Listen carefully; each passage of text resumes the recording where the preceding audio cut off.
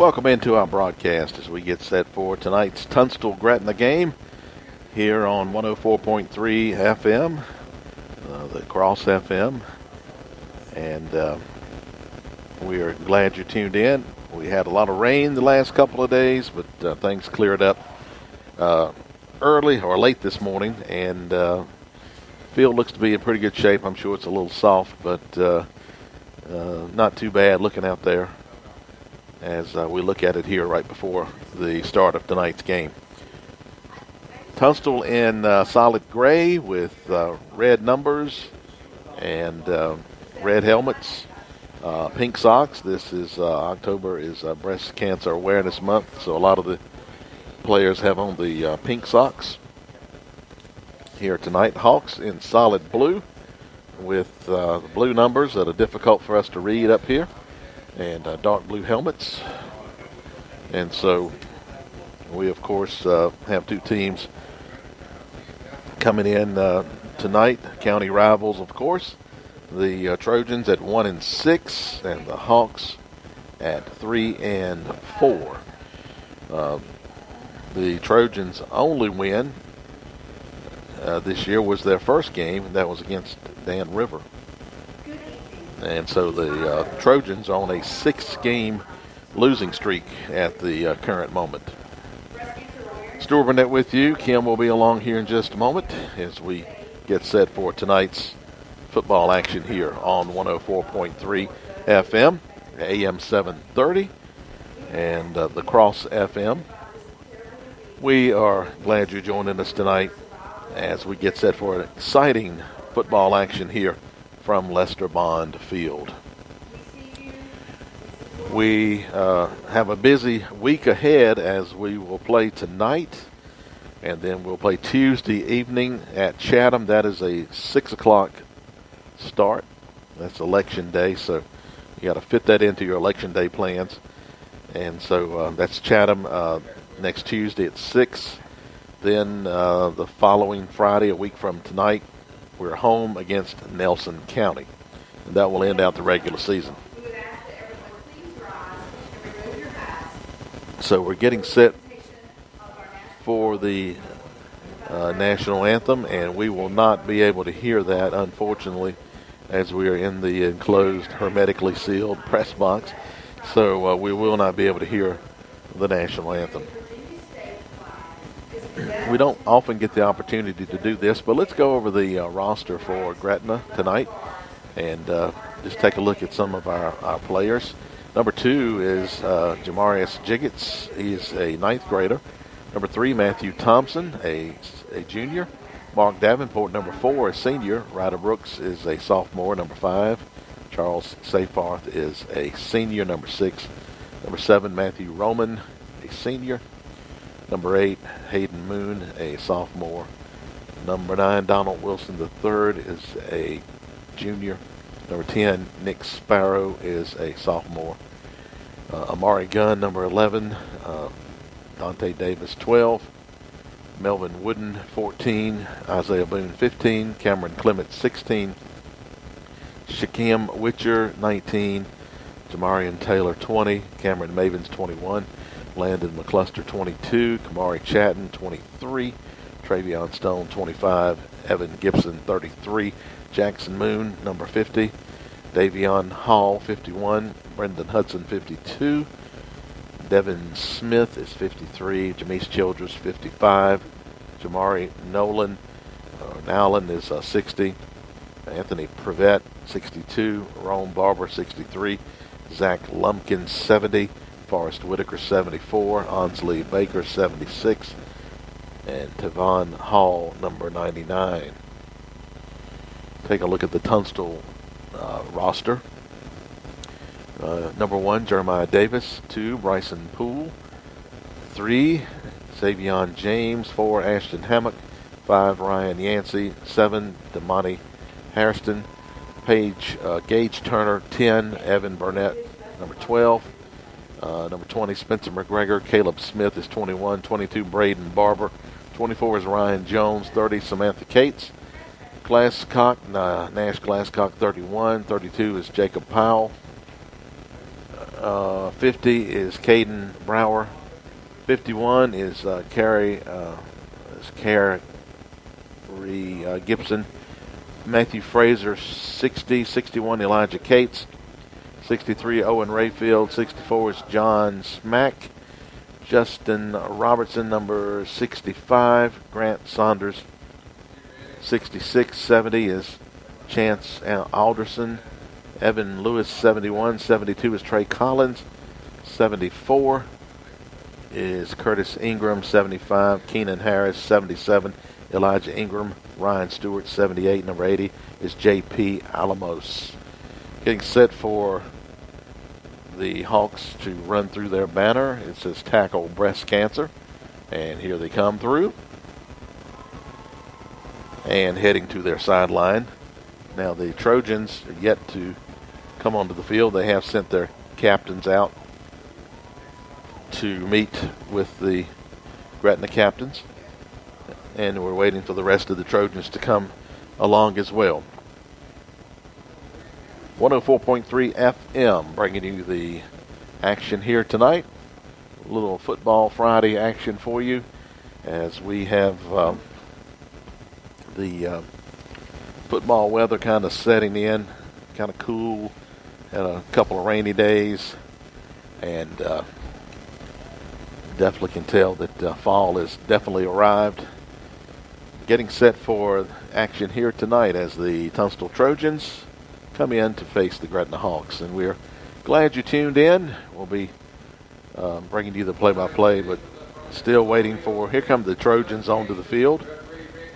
And we will have the captains meeting here momentarily. Looks like the captains for Gretna is Jackson Moon, number 50, and number 53 is Devin Smith. Now for the Trojans, those numbers are difficult to read too.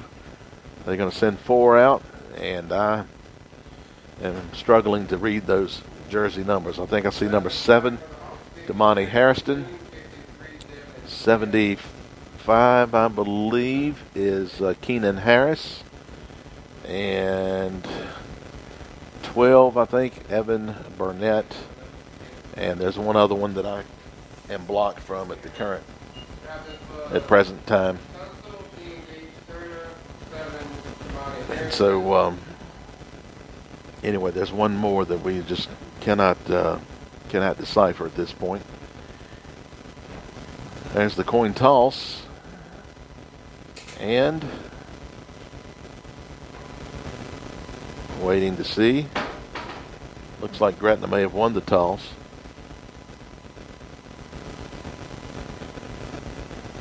And waiting to see what the decision is.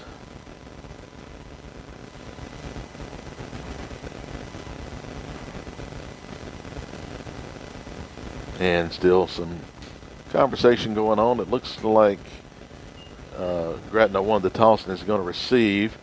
Tunstall elects to defend the goal to the south, and Gretna will defend the goal to the north.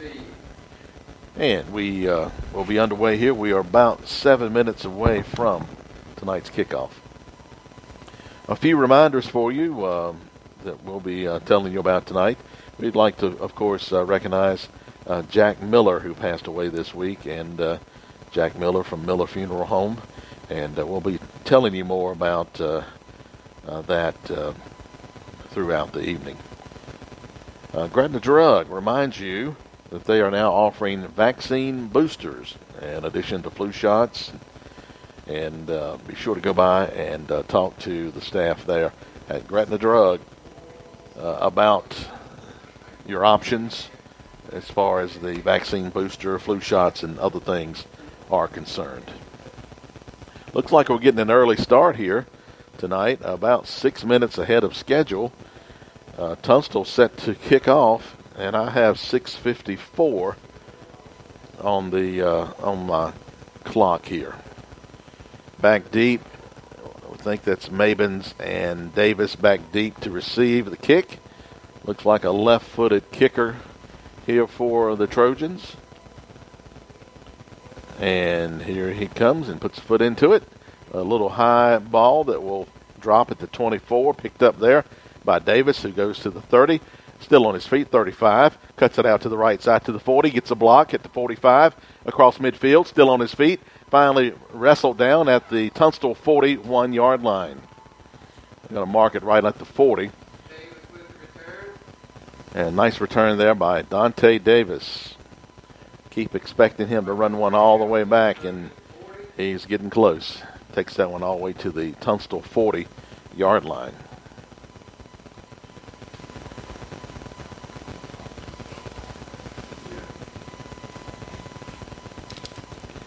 So the Hawks have great field position to start here. Quarterback, I believe, is Melvin Wooden, operating from the shotgun. Davenport is his running back. And Davenport gets to carry it right up the middle and straight ahead for about 7 yards for Davenport. 7-yard gain brings us 2nd and 3. So a quick 7, maybe 6. We're going to go ahead and say 7. And 2nd down and 3 for the Hawks. Davenport again lines up to the left side of the quarterback, Melvin Wooden. Operating from the shotgun. Another give to Davenport. This time met at the line of scrimmage and pushed back. Looks like no gain on that play. So 3rd down now.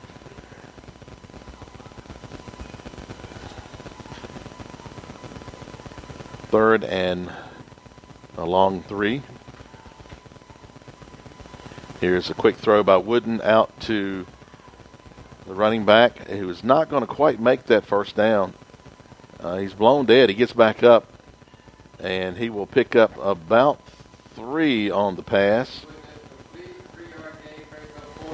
So 4th and short now.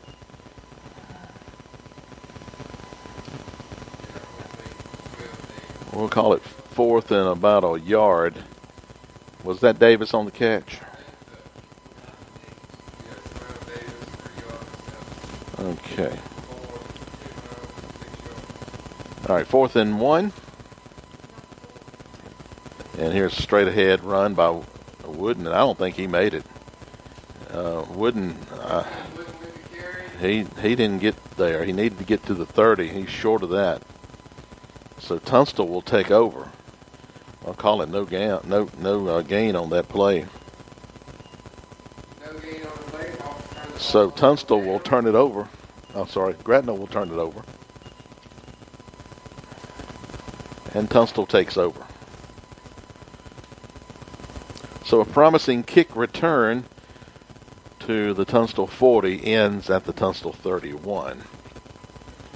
And now the Trojans will send 2 receivers to the left, 1 to the right.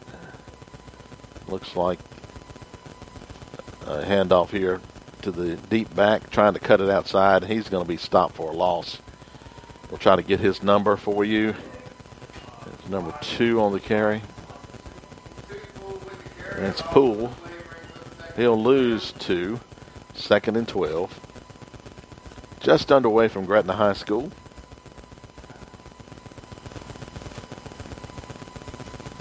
It will be 2nd and 12 for the Trojans. Solid gray with red helmets, red number. The number on the back of the jersey is easier to read than the one on the front. All right, from the shotgun.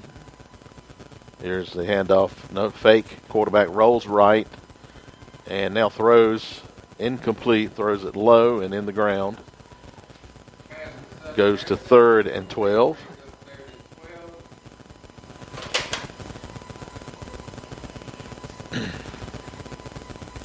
3rd and 12 now for the Trojans.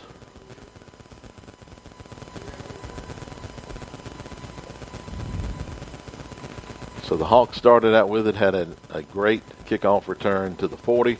Could not make a first down. Now Tunstall facing 3rd and 12 from their 28-yard line. 9:15 on the clock, Steve. 9:15 to go in the first quarter. We got a little movement there. Running back moved early. They throw the flag. The throw is complete to him. He will have the first down, but this one's coming back. Number 2 for Tunstall, Yeah. Poole. Bryson Poole. That's illegal procedure. That was a good run, though. It'll be a 5-yard penalty, and we'll make it 3rd and 17. He was a little too anxious to get out of that backfield and catch that pass. But Probably. Well, you bet they redo. Makes it 3rd and 17 now.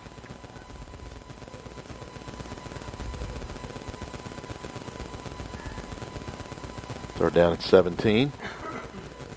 Now 4 receivers, 2 to the right, 2 to the left. And the quarterback back to pass under pressure, dumps it off. This is Poole with a nice grab.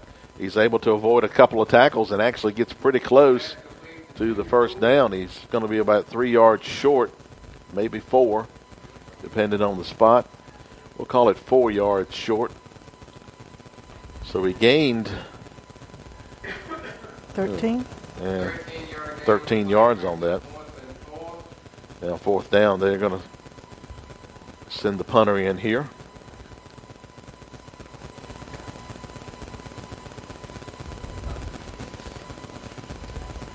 Back deep to kick this one. He takes a good, almost a 15-yard drop back and gets the snap. Kick on the way. Low and unreturnable. Will head out of bounds around the 35-yard line. At the 34, 1st down for Gretna. Their second opportunity on offense. So, did they impress you on the first drive? Well, they didn't do a whole lot. They had a couple of good runs and then couldn't convert the first down. But they was pretty much just running up the middle. Had a pass play of short yardage. A good tackle really prevented the first down. And then 4th down, Tunstall was able to push the Hawks back, and they could not make it on the quarterback sneak. All right, 1st and 10. Wooden takes the snap. He'll hand it off. This is, I think, 6 Seyfarth on a gain of 4. 6 Seyfarth on the carry.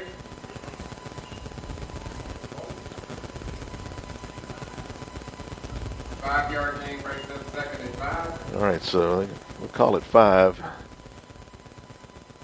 And it will be 2nd down and 5.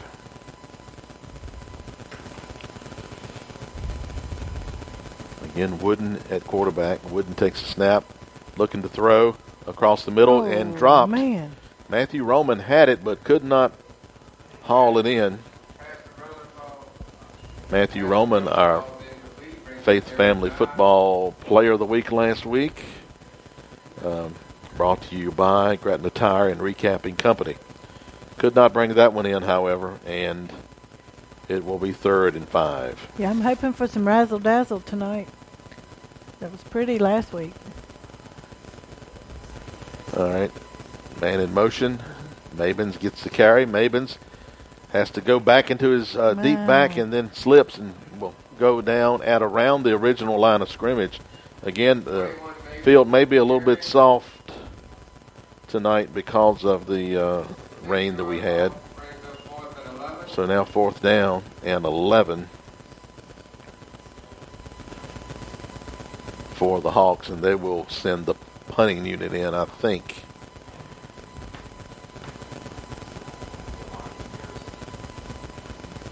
The clock continues to count down. All right, our punter is Donald Wilson, the 3rd. Ready for the snap. Gets the snap, gets the kick away. Low, and it will not be returned. And the Hawks will down that at around the 31-yard line.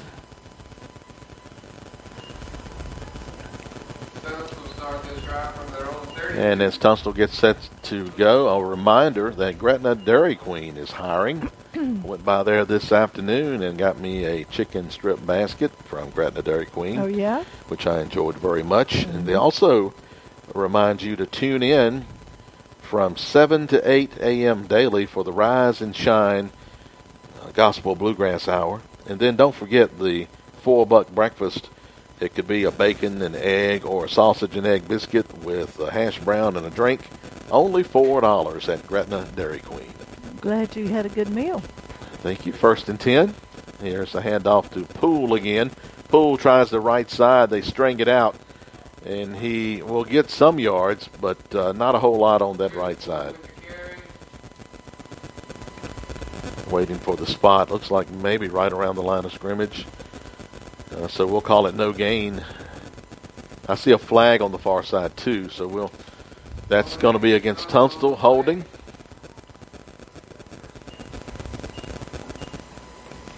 So that will be 10 yards from right around the line of scrimmage, which would make it 1st and 20 for the Trojans. Looks like maybe 21. 1st and 21 for the Trojans.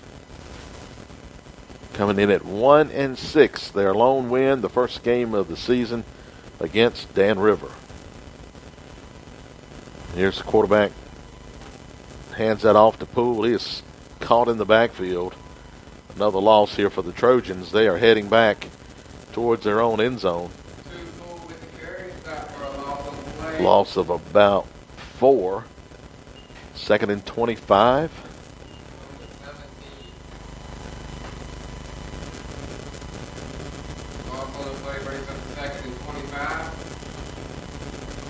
Okay, so 5:32 on the clock. It's counting. All right. Ball is at the 17-yard line. Trojans will send 3 receivers to the left, 1 to the right. Quarterback from the shotgun, low snap, has to pick it up, nowhere to go, and he's going to be stopped inside of the 10. That was, can't catch the number there. When he turns around, we'll see who it is. Who's 10? Number 10? Was it 10 or was it 50, Jackson Moon? I think it was 10. I don't think it was 10. Anyway, now 3rd down. He don't walk like Jackson Moon. That's what I'm 3rd down from the 8-yard line. And 3rd, they got to get to the 41. And here's a handoff to Poole. And Poole will go for about 2, maybe 3. Maybe not quite that far. I don't think he made the 10-yard line. So 4th down. And the Gretna defense has managed to push Tunstall back inside of the 10-yard line. So they'll be punting from their own end zone. A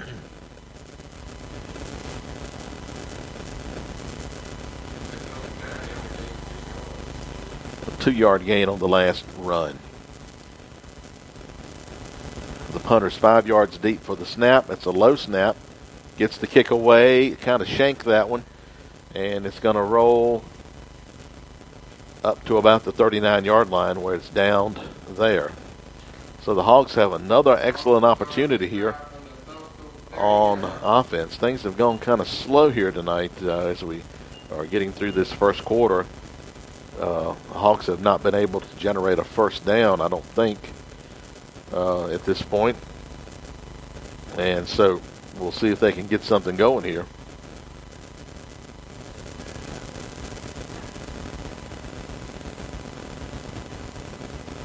First and 10 for Gretna. Again, Wooden is the quarterback. 3 receivers left side, 1 to the right, and a running back. I think it's Davenport. Here's Wooden straight up the middle, and he will be wrapped up around the ankles and brought down after a 3-yard gain.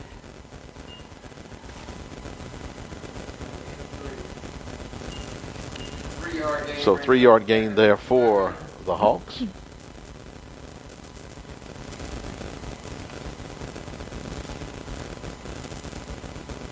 Again, Wooden takes a snap, quick throw over. I think that maybe Mabins or Davis tripped up short of the first down. Gain of about 5.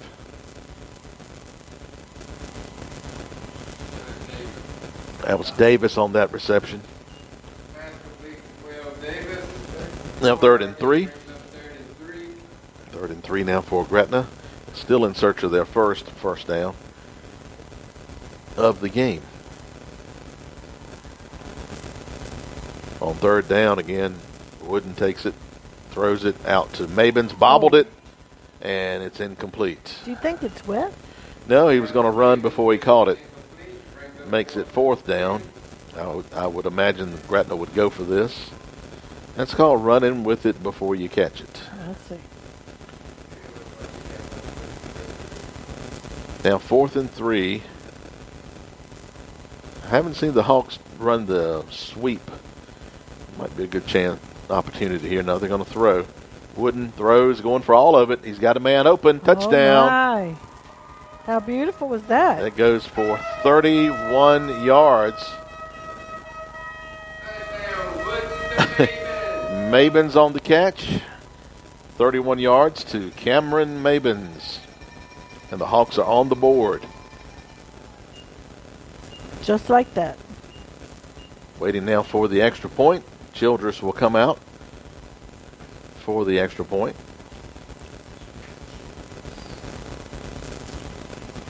Holding will be the punter, Donald Wilson, the 3rd. All right. There's the snap, kick on the way, blocked. Again, Childress needs to pick up the pace. They're a little slow getting the kick off. So it's no good. And our score now is Gretna 6, Tunstall 0. Told you earlier that Jack Miller, owner of Miller Funeral Home, passed away this week. And we, of course, remember Jack and with the radio station right across the street. A lot of good memories there over the years. Jack was educated in Pennsylvania County schools, graduated from Northside High School in 1949. At an early age, he professed his faith in Christ and was baptized into the Fellowship of Mount Airy Baptist Church in Gretna. Jack had a dream of becoming a mortician and furthered his education at the Eccles College of Mortuary Science in Philadelphia, where he graduated in 1962. Jack was married to Bernice Deering, and this union was blessed with a beautiful daughter, Tish. And Jack completed his funeral director and embalmer apprenticeship at Community Funeral Home in Lynchburg. And after completing that, eventually started Miller Funeral Home in 1964 in Gretna. All right, Childress to kick off. And this one will hit the ground. It picked up at the 19-yard line, up to the 25 to the 30. Breaks through a tackle to the 35-yard line. Wow, it took 3 Hawks to bring him down. All right, so on the return there was number 7 for Tunstall, Harrison. And Tunstall will start at their 35-yard line. So Jack and Bernice began the Miller Funeral Home in 1964. The original site of the building was on Route 40 East in Gretna. Then in 1971, they built the facility that exists today right across from the radio station. 1st and 10 now for Tunstall. Shotgun formation. Here's a handoff. Poole around the right side. Got a little bit of room. He's got a 1st down and more across midfield. Down the sideline and tiptoes along the sideline. Goes out of bounds around the 31-yard line. So from the 35 to the 31. That's 34 yards. There on 1st down. Nice run by Poole. Hawks defense had been holding up pretty well, but they got gashed right there. 34-yard run by Poole. Yeah. Tunstall to the line, trailing 6-0. Out of the shotgun formation, man in motion will come across and then go back and reset on the right side. And here's handoff, a fumble. Ball is loose. Did Gretna get it? Waiting to see. It looks like Tunstall may have recovered. And so a loss of 2, 2nd and 12. November 6th, next Saturday, Aldi Meadows will be performing a Blue Suede Shoes Operation Christmas Child fundraiser at Spring Road Baptist Church in beautiful Brutus, Virginia. That begins at 5 o'clock. Be sure to check that out.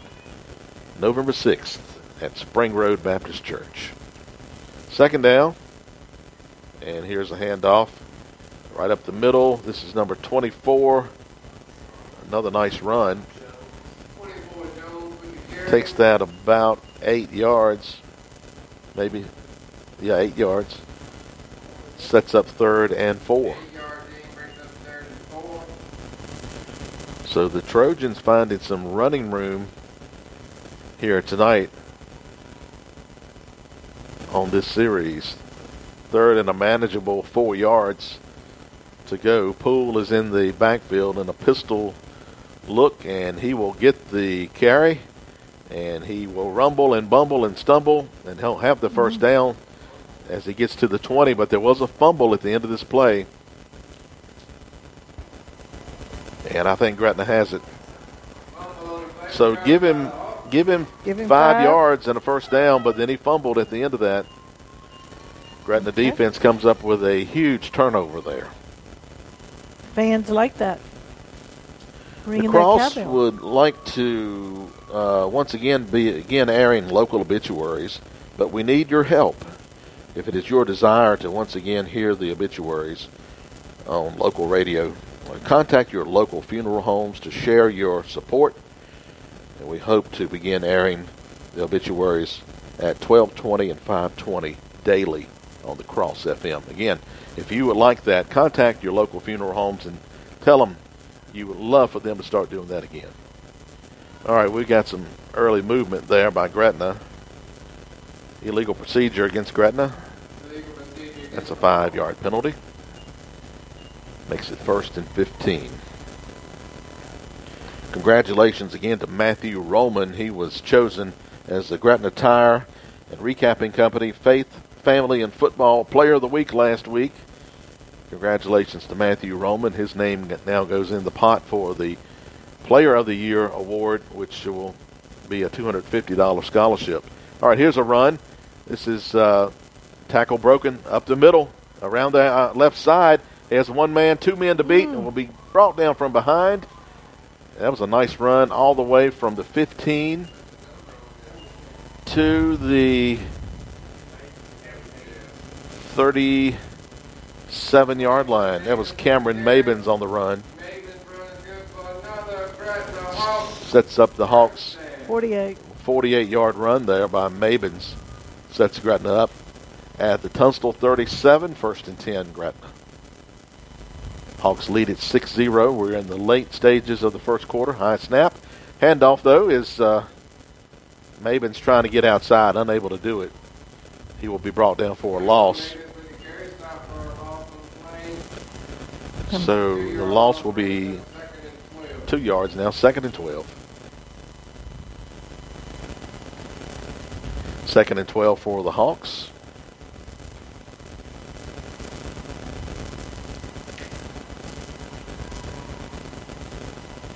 Quarterback has been wooden throughout the evening, and he remains in at quarterback. We have a man in motion 64 for Gretna, and a defensive player comes across the neutral zone. This will be offsides against Tunstall. 64 moved early. 64 for Tunstall is the one who came across and made contact. That is John Smack. Smack got smacked with a 5-yard penalty. 2nd and 7. All right, here's a handoff. This is Safar. Safar, left side as the quarter ends, takes it to the 30-yard line, a gain of 4. 3rd and 3 coming up, but there is a flag here that we'll have to deal with. Okay, no flag. The officials were looking around for the flag. No flag. But no flag. That will end the quarter. Gretna leading 6-0.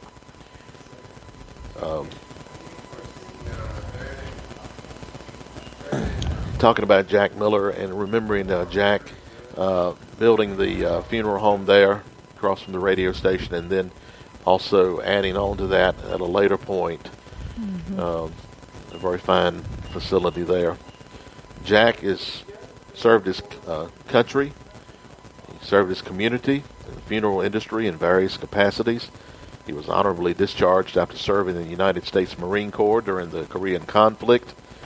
A pillar in his church and in the community. He was the founder and past president of the Callens Gretna Voters League, a member of the Danville Community College Foundation Board, a member of the Board of Directors of Movement Bank, formerly First State Bank, a member of the Board of Directors of Gretna Rescue Squad, a lifetime member of the National Association for the Advancement of Colored People, known as the NAACP, a board member of Pennsylvania County Chamber of Commerce, Pennsylvania County Crime Stoppers, Pennsylvania County Economic Development Corporation, Pennsylvania County Board of Assessors, Kings Court Apartment Development Board. As a member of Mount Airy Baptist Church, he served as a trustee, a member of the Pastoral Search Committee, and Beautification Committee, and the Cemetery Committee. All right, first down. Here's a pitch option play to, I think that may be Mabins. Mabins will be brought down, and there's a flag from way down the backfield, probably going to be holding, or possibly a face mask coming from there. And it's going to be pretty much no gain on that play. And it's going to be holding against Gretna. So this will back them up 10 yards. It would be 4th and 3 if you decline the penalty. But it will be 3rd and 13 if they take the penalty. All right, 3rd and 12. 3rd, 12 after the penalty. So the Hawks, not a good start here at the second quarter. We'll see if they can make up for the penalty yards here on 3rd and 13, or 3rd and 12. Wooden to throw. It's complete to Roman. Roman not able to get free. Hold the ball. And that ball came loose. Tunstall says they have it. Let's wait and see. It is still Gretna ball, but it only picked up about 2 yards on the catch. Makes it 4th. It should be 4th and 10. Now they're saying Tunstall ball, and I think there's some confusion here. All right. That's Tunstall's ball. So one official said Gretna, and others said Tunstall. Tunstall gets it. So on the fumble, Trojans take over. Who has the final say? The umpire, the one with the white hat. All right, 1st and 10 for the Trojans.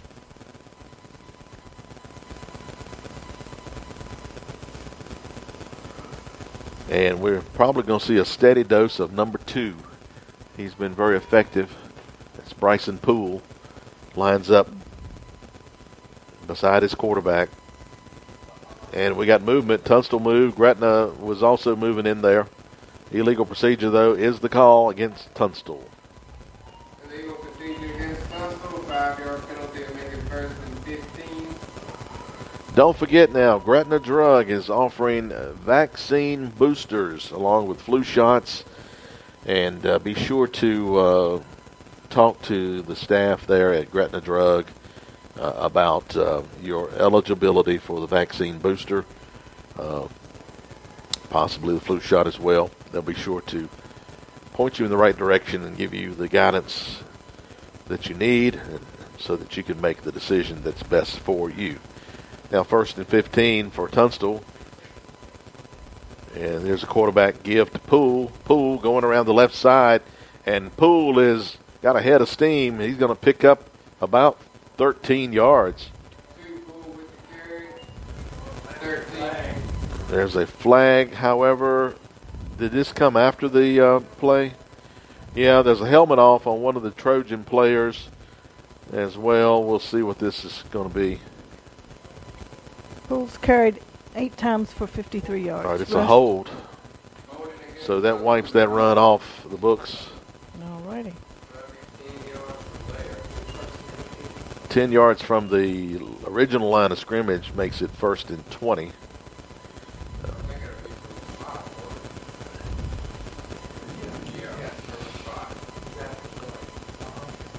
All right, 1st and 20. I think it's close.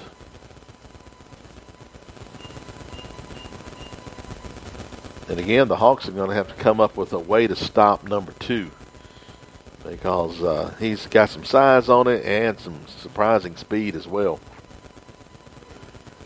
Now 1st and 20 for the Trojans.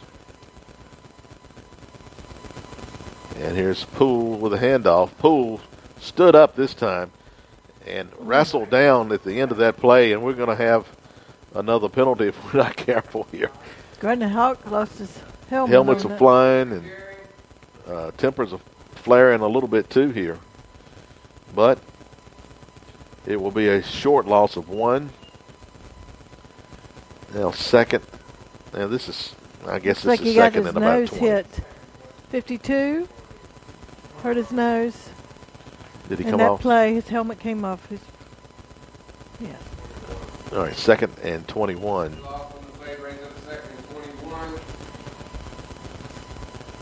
How many did he lose? 1. All right, quarterback from the shotgun is going to hand it to Poole. Poole tries to bounce it outside. He will succeed and gain, 6 yards on that. And we've got a official's timeout.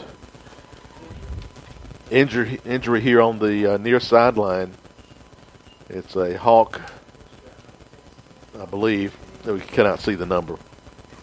So he gained about 6, and we'll call it 3rd and 15. It is an injured Hawk over here. We don't know the number yet.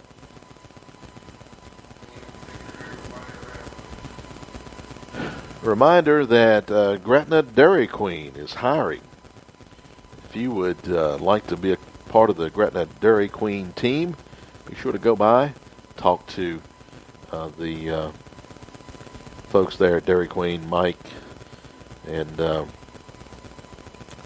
also Dairy Queen reminds you to tune in 7 to 8 a.m. daily for the Rise and Shine Bluegrass Gospel Hour. And don't forget about that $4 breakfast. You get a bacon and egg or a sausage and egg biscuit, hash brown, and a drink, and it only costs you $4. That's at Gretna Dairy Queen. Number 15 looks like he's going in for the injured Hawk. Okay, so this will be one of our defensive backs. Isaiah Boone's going in. Boone goes in, and right now we're not sure who the injured player is. The Gretna team is kneeling, most of them. So here, for an injury timeout, He's getting up. They're bringing him up. this is going to be number 9, our punter. That's Donald Wilson the third. All right, we're not sure about that number. These numbers are difficult to see.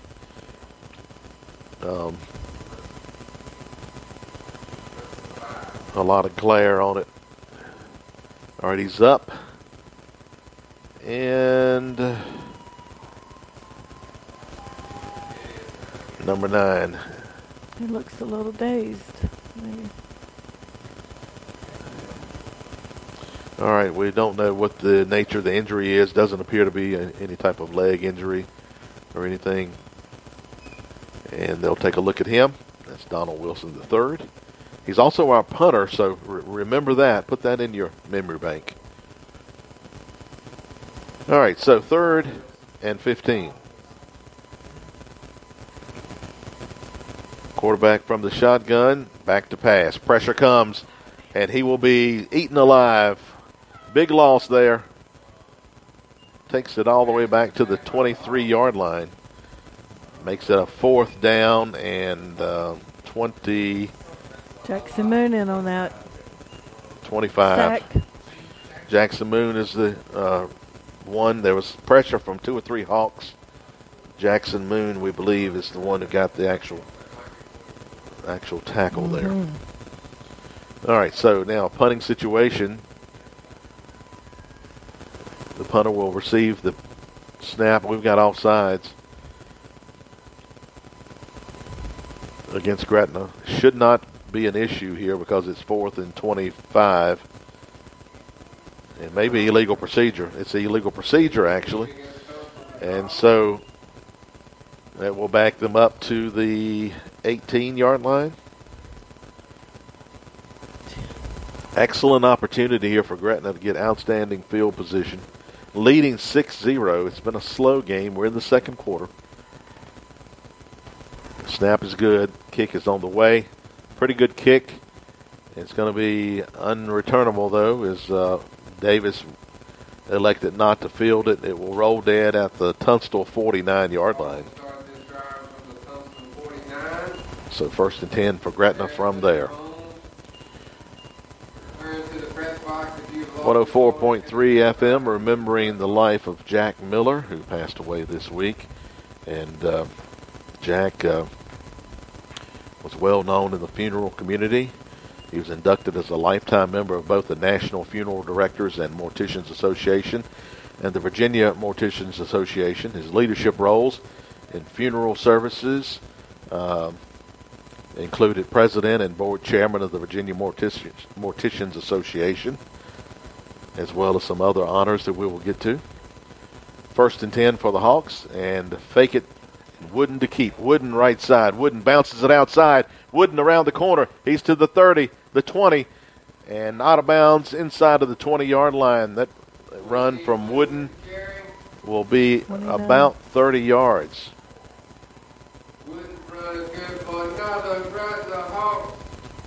Takes it from the 49 to the 19.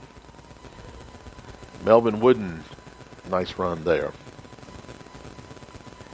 Now 1st and 10 for the Hawks. Is that the first down? No. All right, here's a handoff. Going the left side, around the end, and the stiff arm and down at the 15-yard line.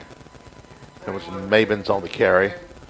He'll pick up about 4, maybe 3. Looks like closer to 4. 2nd and 6. 4-yard gain brings us 2nd and 6. Hawks moving quickly. They've already set up for the next play. And here's Wooden to keep again. Going right, now cuts it inside. Brought down by several Trojans, but he is close to a 1st down. 14 Wooden with the carry. Looks like he may be just shy of it. So we'll give him 4-yard gain 5. brings us 3rd and 1. Hawks looking to move quickly from play to play here. 7:37. 7:37 to go in the second quarter. Gretna leading 6-0. Play is in. They'll take a look at the wristband, and we'll see what happens here. Wooden takes it, and he goes straight up. He's going to have the 1st down and more. I think he gets down near the 5-yard line, maybe the 6. A gain of 4, and it'll be 1st and goal from the approximately the 7-yard line. So 1st and goal for Gretna. Again, the Hawks a little bit confused. They're trying to move quickly from play to play. And here's Wooden to throw across the middle. It is caught by Matthew Roman. In for the score. That's a 7-yard touchdown pass to Matthew Roman. Gretna now leads at 12-0. Waiting now for probably a 2-point conversion.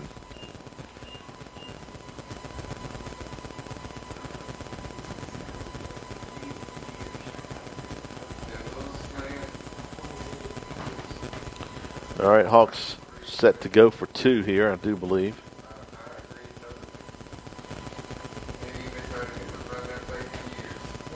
All All right, they'll line up I formation. And the give is to the tailback. That's Seyfarth, who finds his way into the end zone. And so the Hawks now lead it 14-0. And that score comes with how much time on the clock? 7:03. 7:03 to go in the second quarter.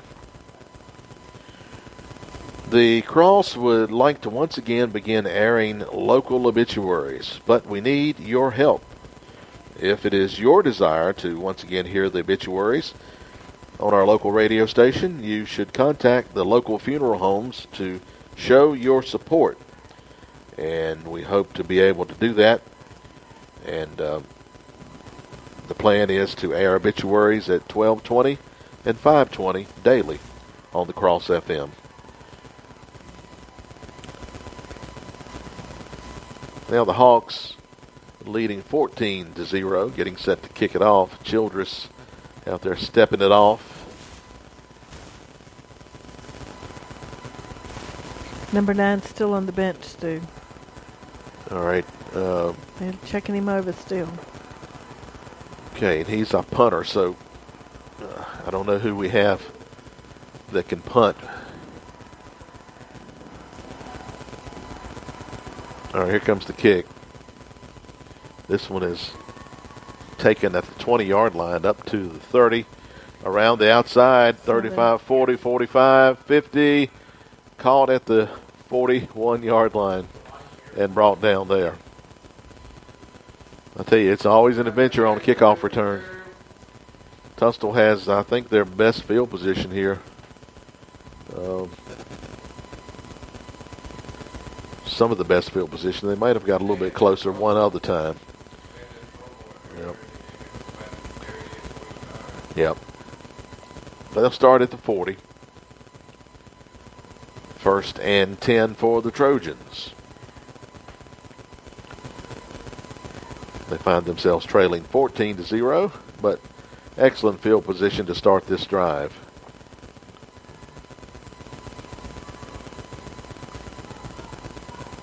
And we've got a flag, illegal procedure. I wonder, I don't exactly know what they did. It is a 5-yard penalty against Tunstall.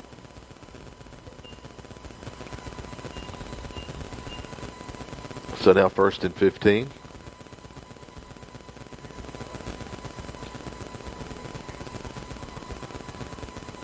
And here's a handoff to number 2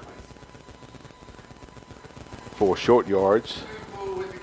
And we got another flag. This is after the play, and it's going to be unsportsmanlike conduct against Gretna. And so this will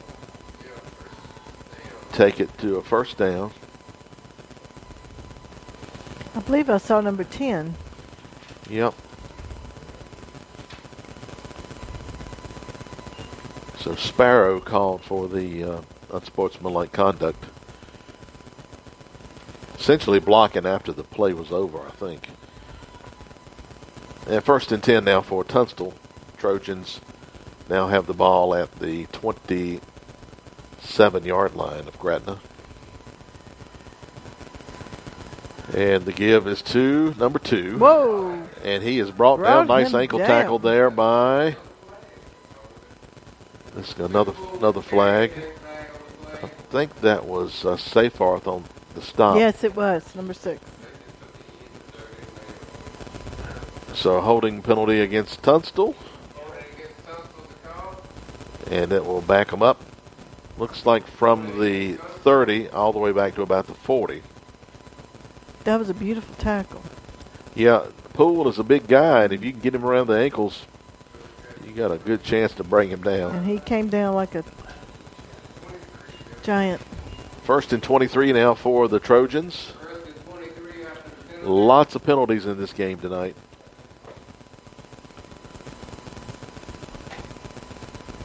All right, the quarterback takes it, going to run with it, going right. Now reverses, now changes his mind, and goes right again and runs out of bounds. Picks up a pretty good chunk of yards. That was number 7, Harrison.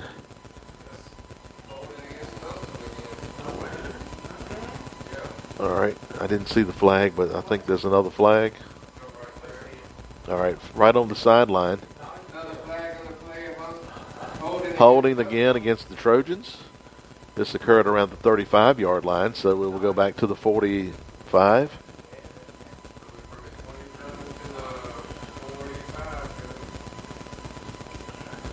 So back-to-back holding penalties.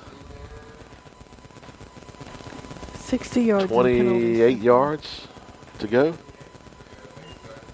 First and 28 for the Trojans. How much time? 5:52.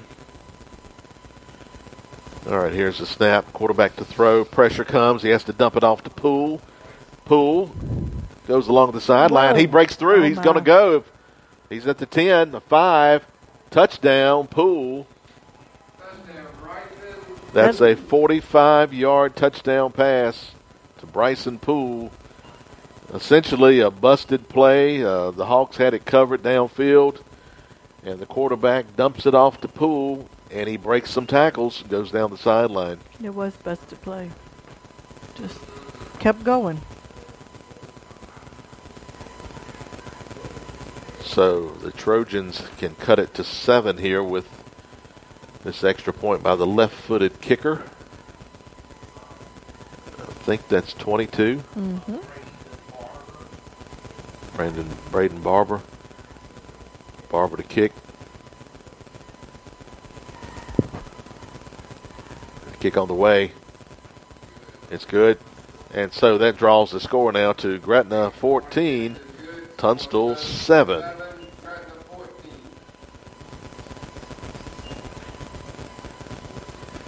And so the Hawks defense had a lapse there.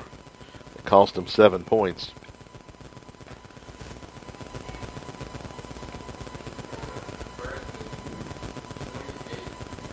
And now the Trojans get set to kick off back to Gretna. Gretna Tire and Recapping Company sponsors our Faith, Family, and Football Player of the Week. And this past week it was Matthew Roman who was picked the Player of the week. And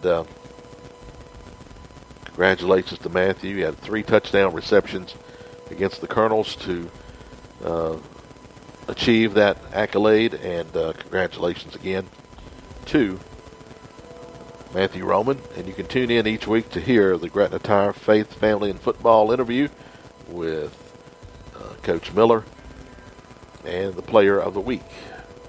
Brought to you by Gretna Tire and Recapping Company. Here's the kick. This one is going to be pooch kick taken by number 32, tackled immediately on the far side. And so all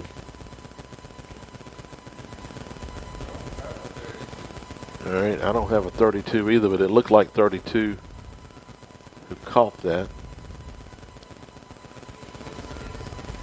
All right, it could have been 33, Gibson. 33, Gibson with return. All right. At the 35-yard line, Gretna will have it first and 10. Trojans have a little momentum here after that last touchdown play. Should have been stopped for no gain. And here's Wooden to carry. Wooden, hole in the middle, and he'll hit that hole and be stood up finally after about a 6-yard gain. 14, Wooden with the carry. 6-yard gain brings up 2nd and 4. Now 2nd and 4 for the Hawks.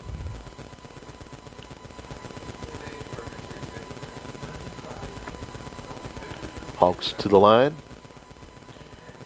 Davis in motion. Davis gets it going right. Davis, not much there. Flag comes in at the end of the play.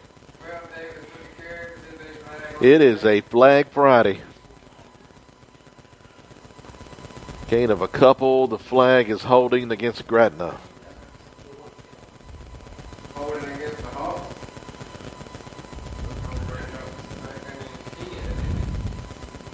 All right. Second and about 12 after the penalty is marked off. Second and 12 after the penalty. Gretna back to the line for second and long. Wooden going to fake it to Davis. Going left. Got blockers out there. He's to the 40. Turns the corner. Nice hit at the end of that play. Flag flies at the end of that play. Another flag.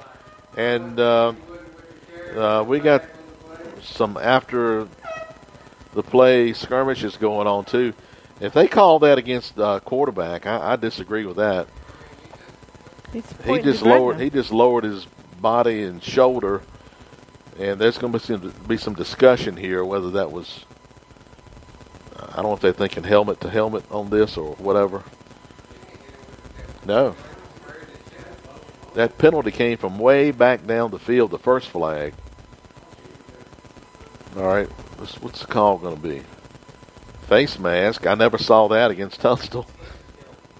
Okay. All right.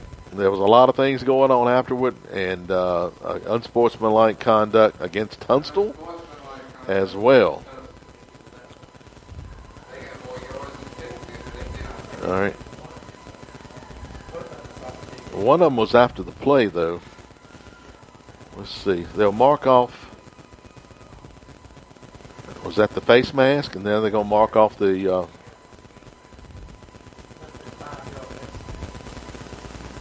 Now they're going to mark the unsportsmanlike conduct. And this ball will end up around the 25-yard line. 24. So a costly play there for Tunstall.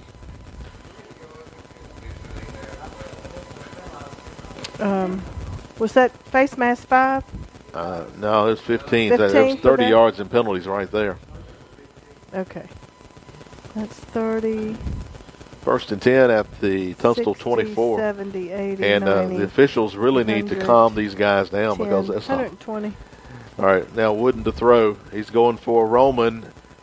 And Roman made that catch over the shoulder. Great catch at the 5-yard line. Wow, what a catch. 24 to 5. That's a 20-yard 19. 20-yard gain. Maybe 19. Yeah, right at the 5. 19-yard line. 19-yard catch. And that was a nice play. And he hung on to it that time. That was great. So first and goal. And here's the handoff. Fumble. The ball is loose. Tunstall has it going the other way. Wooden is the only man who has a chance to catch the returner, and he caught him at the 45 24. of Gretna. Snatching victory from the jaws of defeat. Wow, they had it first and goal at the 5, fumbled it. Tunstall has it now at the Gretna 45. That's quite a turn of events on one play. And so the Hawks defense has its work cut out for them here. 4:14 to go in the first half.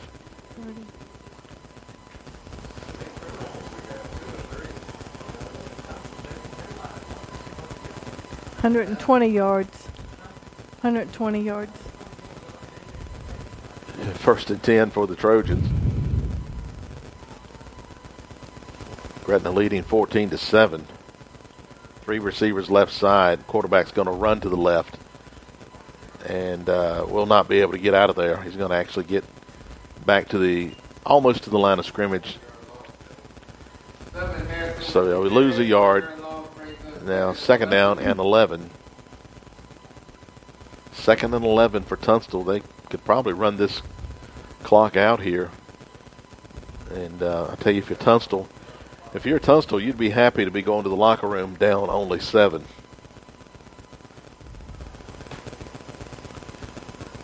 Trojans to the line, 2 receivers each side. And here's the handoff to Poole. Poole stood up immediately. He got a yard. Makes it 3rd and 10. Timeout Gretna. Hawks take a timeout here. I can only guess they're looking to save some time to maybe get another drive at the end of the half. We've been talking to you about Jack Miller, who is founder of the Miller Funeral Home, along with his wife Bernice, passed away this week. Talked about his leadership roles in funeral service, president and board chairman of the Virginia Morticians Association, president of the Western District Funeral Directors and Morticians Association. His service to community in the funeral industry led to numerous accolades. 1976 Western District Funeral Directors and Morticians Man of the Year. 1985 Pennsylvania County Chamber of Commerce Man of the Year. 1996 Small Business of the Year. 1999 Virginia Morticians Association's Mortician of the Year. In 2000 he was appointed by Governor Gilmore to a four-year term to the Virginia Board of Funeral Directors and Embalmers. All right, on 3rd down, they're going to dump it off to Poole. Poole breaking tackles, coming across the field. We've seen this before. Breaks another tackle, still on his feet, finally brought down. Gets back to the line of scrimmage. Wow. He did a lot of running there. 4th down, 4th and 10. Continuing with our thoughts on Jack Miller. He also later served as board president of the Virginia Board of Funeral Directors and Embalmers. 2001 Pennsylvania County Citizen of the Year. 2001 NAACP Gold Life Membership recipient. 4th and 10. Tunstall will go for it here. And Harrison back to pass. Pressure comes. Seyfarth is after him. He stumbles and falls. Big loss. All the way back at the 37-yard line of Tunstall. And so that's like punting it backwards for about 15 yards. And you give Gretna great field position. We'll see if the Hawks can capitalize here before halftime. 18-yard loss. 18-yard loss on that.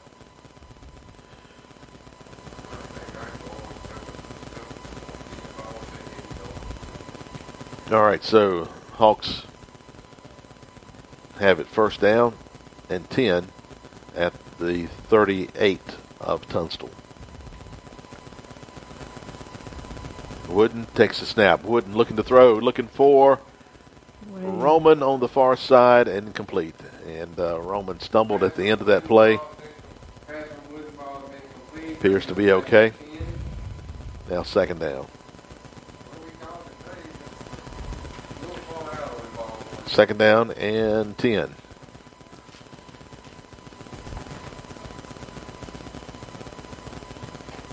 Clock stopped after the incompletion. 2:22 to go in the 1st half. 2 timeouts left. And here's a fumble on the snap. Wooden throws it. And complete. What a catch. Oh, they roll it incomplete. Looked like he had it to me, but the official was right there. That was intended for Dante Davis. It was high, and Davis did everything he could to bring that in.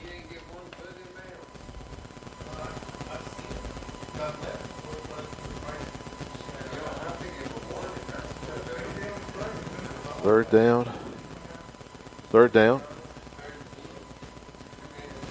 Yeah, the ball was at the 38. Yes, at the 37. On 3rd. And here's Wooden to throw again. And it's intercepted. Intercepted by Tunstall. And tackle made on the far side at the Tunstall 32-yard line. Wooden's pass was intercepted by Powell.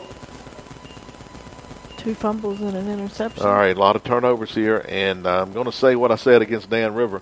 The Hawks look flat tonight. They really do. They need a spark. I thought they were going to have that spark on the last drive. They had it at the 5-yard line of Tunstall and turned it over. Then here again, they had it at the 38 and threw an interception. So turnovers are allowing Tunstall to stay right in this game. 14-7, Gretna leading. Tunstall with another opportunity here before halftime.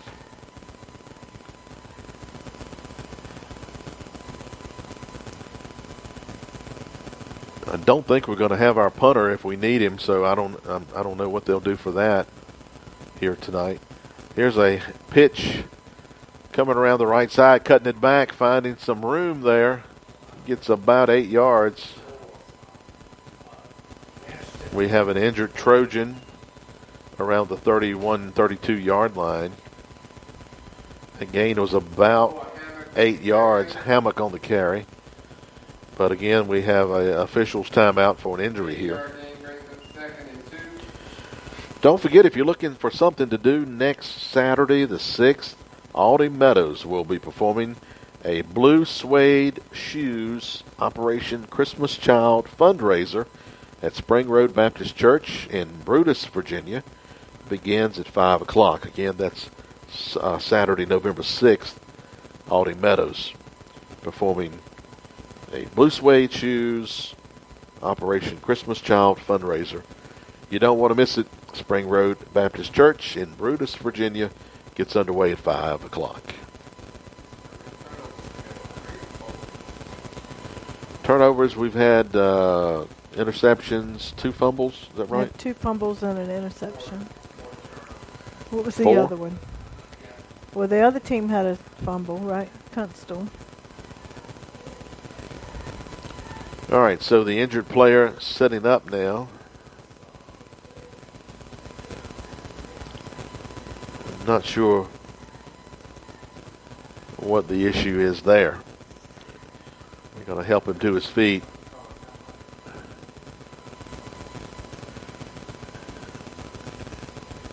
And he's up. Number 70. 70. He also looks a little woozy after the play. Our punter has taken his uniform off, so he will not be available for the rest of the night. In a close game, if you need a punter, who do you go to?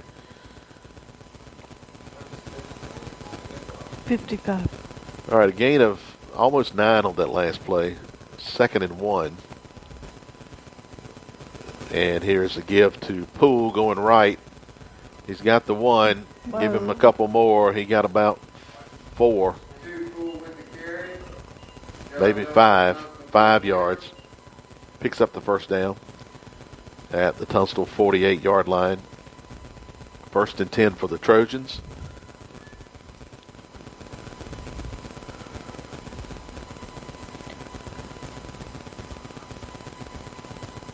Trojans to the line.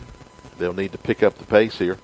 Man in motion comes across. He gets it going left side. Breaks 1 tackle and brought down by a couple of Hawks on the far side. It was Jeremiah Davis on that carry. And Davis picked up about 5 yards. Tunstall takes a timeout right there. And they have 1 more to go. 2nd and 5 coming up for the Trojans when we get back to live action. Gretna Drug is offering the vaccine booster.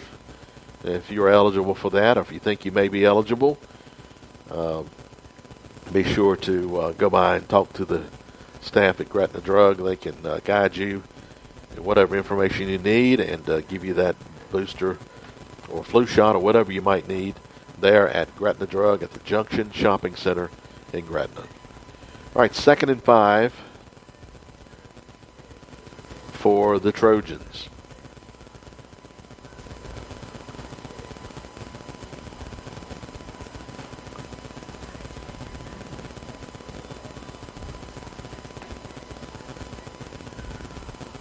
Man in motion.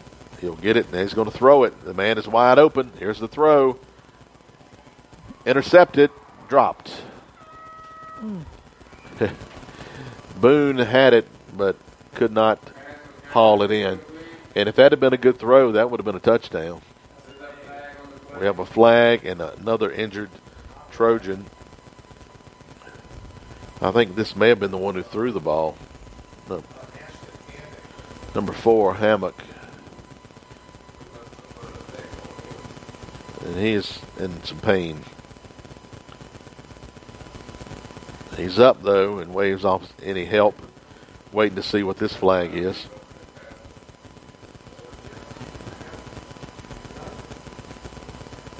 That was... It looked like he said intentional grounding. How could that have been intentional grounding? Or did he cross the... No, he didn't cross the line of scrimmage. That'd be a loss of down. All right. That'll be one we'll not find out about. What that... 18, 19, 18, I'd say. Third down, it looked like intentional grounding, but we know it wasn't that. Third down. Man in motion, they'll hand it to him, and he's going to run it this time. And he will be brought down, I think, inbounds at the 44-yard line. So a gain there of about 5. Tunstall will need to take another timeout. So Tunstall takes the timeout. And we're going to call it 4th and 14. So a gain of 4 there.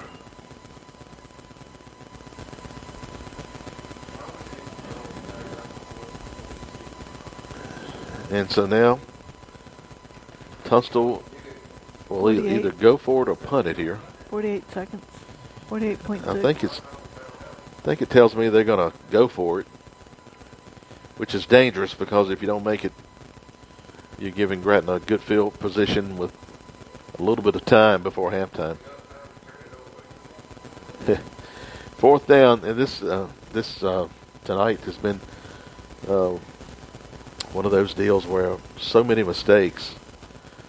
A close game. It's 14-7 Gretna. You feel like Gretna has been in control of the game, but they're only up by 7. And moved the ball all over the field, but only 2 touchdowns. All right, a punting situation. And it'll be Davis back to receive the kick. Here comes the kick. This one is off the side of the foot and will roll down to about the 31-yard line. So Gretna has it at their 31.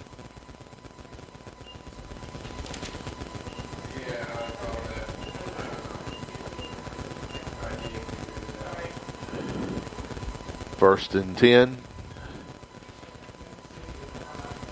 at the 31-yard line of Gretna. 39.8 seconds. 39.8 seconds to go before halftime. It's Gretna 14, Tunstall 7.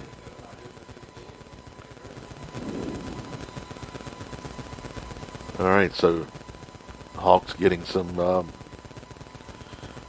last-minute coaching here. And they will come out to the line. I think the play clock has already started.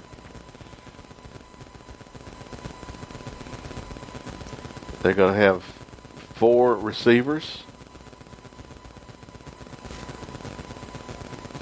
And here's Wooden to carry. Wooden breaks a tackle. Wooden still on his feet. Wooden to the 40, to the 44-yard line, 45. And it'll be first down. He gained about 14 yards. And a timeout taken by Gretna. Well, they tried to take timeout and finally get it. That's interesting that Coach Miller was right there in the referee's face signaling timeout, and it took him 4 or 5 seconds to grant the timeout. 1st and 10 for Gretna from their 45-yard line when they get going once again. The Cross would like to once again begin airing obituaries, local obituaries, but the Cross needs your help. If it is your desire to see that happen once again, contact your local funeral homes to let them know that would be something you'd support.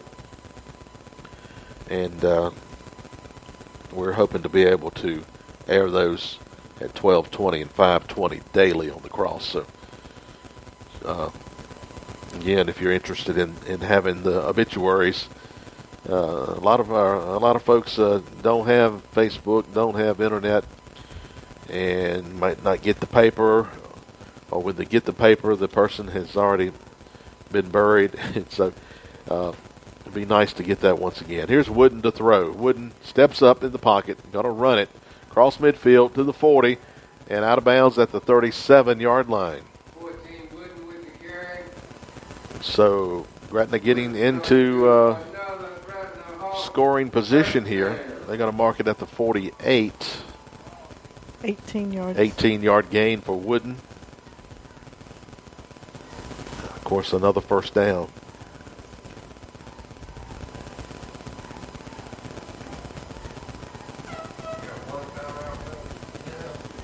All right.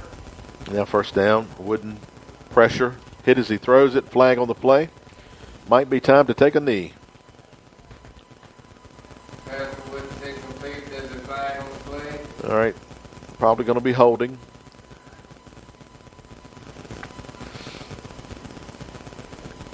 It is holding. Against Gretna. That'll take it back to about the 49-yard line.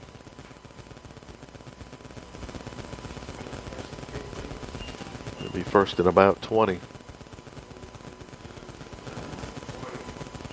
21.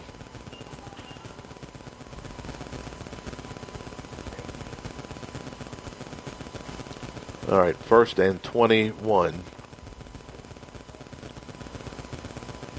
Again, our score, Gretna 14, Tunstall 7. And here's a handoff, a double handoff. Davis going right, looking to throw. He's going over the line of scrimmage. He's going to run it now. He's got a little bit of room to the 30 and out of bounds at the 29-yard line. And he is near the first down, believe it or not. Wow, 2.8 on the clock. 2.8 seconds to go, so the Hawks will have a chance to throw it to the end zone here. It's right at the first down marker, maybe a little short. Second down and a half yard. All right, this would have to be an end zone throw, I would think, right here. Wooden throws it over the middle and nearly intercepted, incomplete as time expires. So after one long half of play, we are in a ball game here. Gretna leading the Tunstall Trojans by a score of 14-7. We'll take a timeout here, and we'll just remind you as we get the stats going. Stat girl's working on those. We will have those for you momentarily. Reminder again to tune in to the crossfm.com 104.3 FM for Gretna Tire and Recapping Company's Faith, Family, and Football, where Devin interviews Coach Miller and the Player of the Week.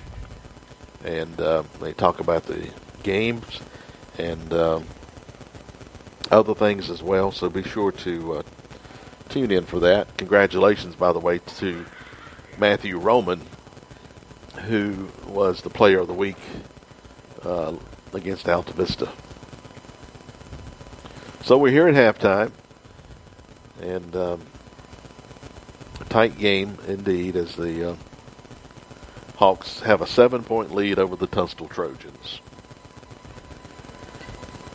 And we're getting some of the stats, and again, what we had was a lot of turnovers, a lot of penalties in that first half, and it's kind of reflected in the score as well. And so while that is being worked on, we want to also to remind you Gretna Dairy Queen is hiring.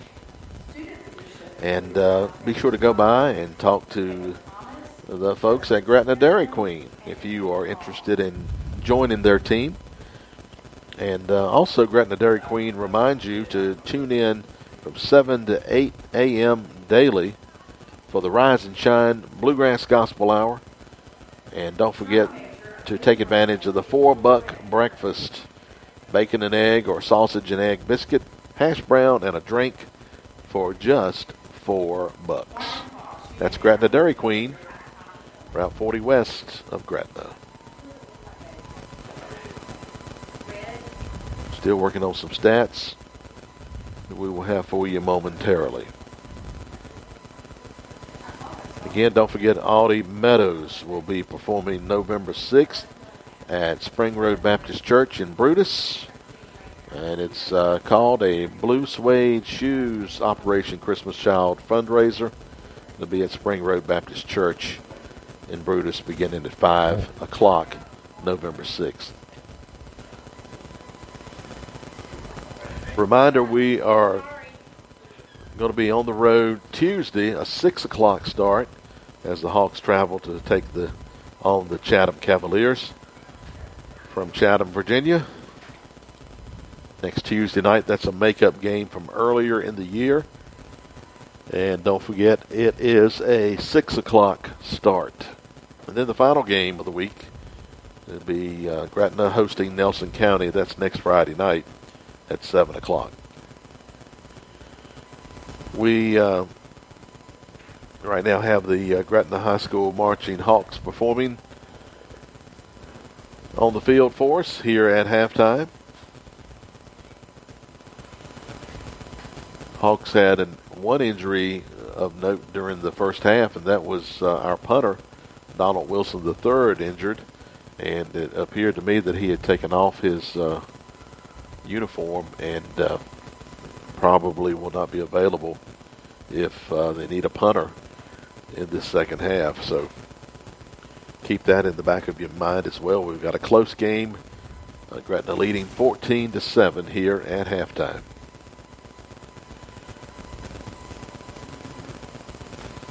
Kind of cool Friday night. We had a nice couple days of rain. The field, I've seen some slipping out there, so the field's a little bit soft, a little chewed up in places tonight. But overall, I'd say it's in pretty good shape. Okay, I'm ready. All right. What do we got for stats? Unofficially, you always like to say it's a good thing. Gretna has rushed for 152 yards. They have 67 receiving yards for a total of 219 yards. 50 yards in penalties. Tunstall has rushed 49 yards. They have 53 receiving yards, a total of 102 yards. But guess how many penalties yards? 120. 120. 120. Yeah, it's been a sloppy first half. Turnovers have been an issue too. I've got Tunstall with a fumble. I've got Gretna with 2 fumbles and an interception. Did I miss something? Because I was late arriving. I don't think so. I think that's it. So, again, not the type of first half you would like, but the Hawks are at least leading 14-7 here at halftime. And I think the Trojans get the ball first to start the third quarter, if my memory serves me correctly. So Gretna scored once in each of the quarters. Early on in the first quarter, and then with 7 minutes on the clock in the second quarter, they got their second touchdown. And we were down at the 5-yard 5-yard line, thinking we were going to get another touchdown, and there was a fumble, and Tunstall picked it up. And then they had the long pass play that they scored on. Yeah, that led up to this, and they were 45 yards here with a busted play, and you knew they were just going to lose it. And he being number 2, kept going and Bryson going Poole. and going and going. You've been calling his name all night long, and he got down. How many yards did he have in the first? In the first, let's half. see, number 2. Because he had some big runs in there. Yeah. He carried the ball 12 times for 51 yards. All right, so again, I guess the advice from the coaches, I guess, is to hold on to the ball, to value the possessions because you don't know how many you're going to get, and defensively, we're not tackling very well. And that's what led to the Tunstall touchdown is some bad tackling. That play should have been stopped at around the 45-yard line, but he was able to break free and then just waltz right down the sideline for the score. But we have to say he's a hard one to bring down. He's solid, and they're having difficulty bringing him down. Yep. Other than the shoestring tackle over there, that he fell down just like a giant. Well, what you have to do is wrap him up, and just trying to hit a big player and knock him down often doesn't work. So got to wrap up on the tackle. Right. But anyway, these are things that I'm sure the coaches are instructing the players to hopefully be able to make the corrections for the second half. So we'll see how that goes. Right. But again, Tunstall Gretna is leading Tunstall by a score of 14-7 here at halftime. Right. And the band is finished performing, and we will be 6:27 on the clock. set to go here in about 6 more minutes. So I've Here. heard some new things tonight on your ads. Yeah, we, of course, have featured a discussion about Jack Miller, who passed away, and our condolences to Bernice Yes, Miller. definitely. Very special family in town, in our community. Certainly our prayers are with Jack's family, his siblings, and of course Bernice. And the folks who were employed at the funeral home. Right. You know, it's like a family there. It's like losing your leader, and so Right. again,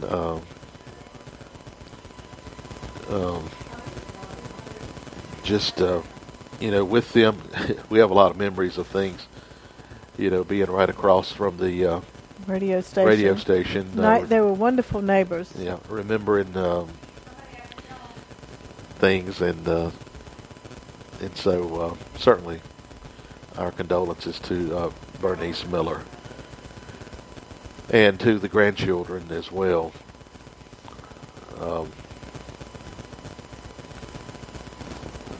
Great-grandchildren and other Family nieces and members. nephews and so forth, the church family as well. Well, he The was loss very of Jack influential. Miller. You mentioned Yes. lots of things tonight that he was involved in and awards that he received. Yep, and always willing to stop and talk to you. You know, when you'd see him around town, the post office, at the convenience store, wherever. You know, so a big loss for our area, certainly, in the passing of Jack Miller this week. And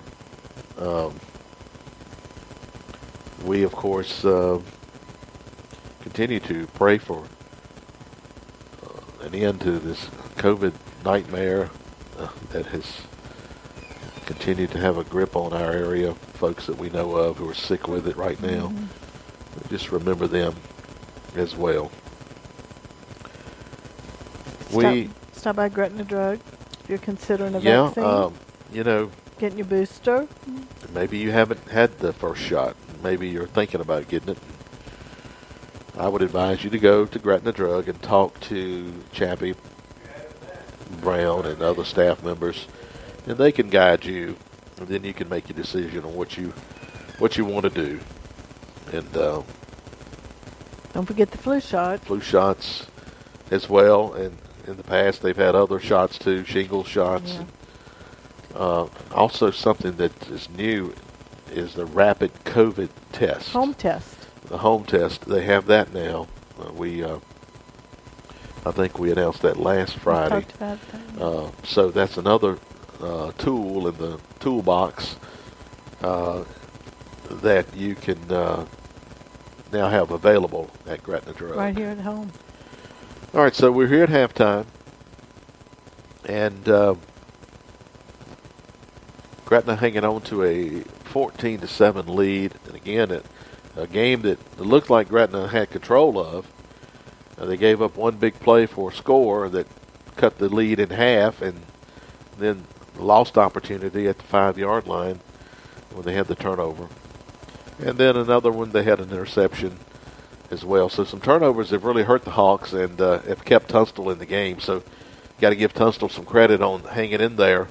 They are 1-6, but you wouldn't know it by the fire they've showed here tonight. Giving the Hawks a game, trailing by 7, and they will get the ball first when the third quarter starts. Let's see, what else do we have that we need to let you know about? Well, you were saying this week's Faith, Family, and Football Player of the Week. Yes. Number 7, Matthew Roman. Right. And he had 3 touchdown passes last week. 3 touchdown catches. Catches, yes. And they were beautiful, beautiful. And I was hoping we'd see more of that tonight. And actually, he did. He had a 7-yard pass that he caught. He had a longer one than that, too. He caught. Back in second. Well, I was talking about the touchdown. He got the second touchdown. He had that long catch that set him up at the 5-yard line, and then they had the fumble as well. Right. Well, he's caught the ball 3 times for a total of 28 yards. So it was 19 yards. Okay, 19 yards. That you're referring to. And it looked like Gretna was ready to go in for a score, but they had the turnover there. Right. And again, some injuries tonight. You don't know how important a punter is until he's not available. So the punter was injured, not punting the ball, but injured on his regular defensive position. But that I think makes him unavailable to punt. And I would think our second string punter is unavailable too, and I think that would be Hayden Moon. Well, he had his uniform on. He did? Yeah. Number 10? Number 8? Number 8. I hadn't seen him out here tonight. And so... I'm sorry, I had the wrong number. I haven't seen 8 yet. So we will see what this third and fourth quarter bring. That's the end of the halftime activities, and so we'll get going here shortly. Hawks going through some warm-ups, as are the Tunstall Trojans. We've got 2 more quarters of football to play. And I think I see Hayden Moon in street clothes down there on the sideline. So he's certainly not available. Right here? Yes. All right, so Hawks continue to warm up. And they have gone all the way tonight with Melvin Wooden at quarterback. And so the Hawks have a lot of challenges here in the next week. They're going to have to play 3 games in a week. And so with some injury situations too, they're a little bit thin, especially on the defensive side. Thompson's been out most of the year. And then other injuries too. Some have come back, some are still out. So that's the situation the Hawks find themselves in right now. But the injury bug has been an issue this year for sure for Gretna. Again, we're hoping to get this third quarter underway here as soon as possible. But nobody seems to be in a hurry except for maybe me. You want to talk about breakfast? I'll talk about anything when it comes to food. Yeah, I'm a little hungry now. Yep.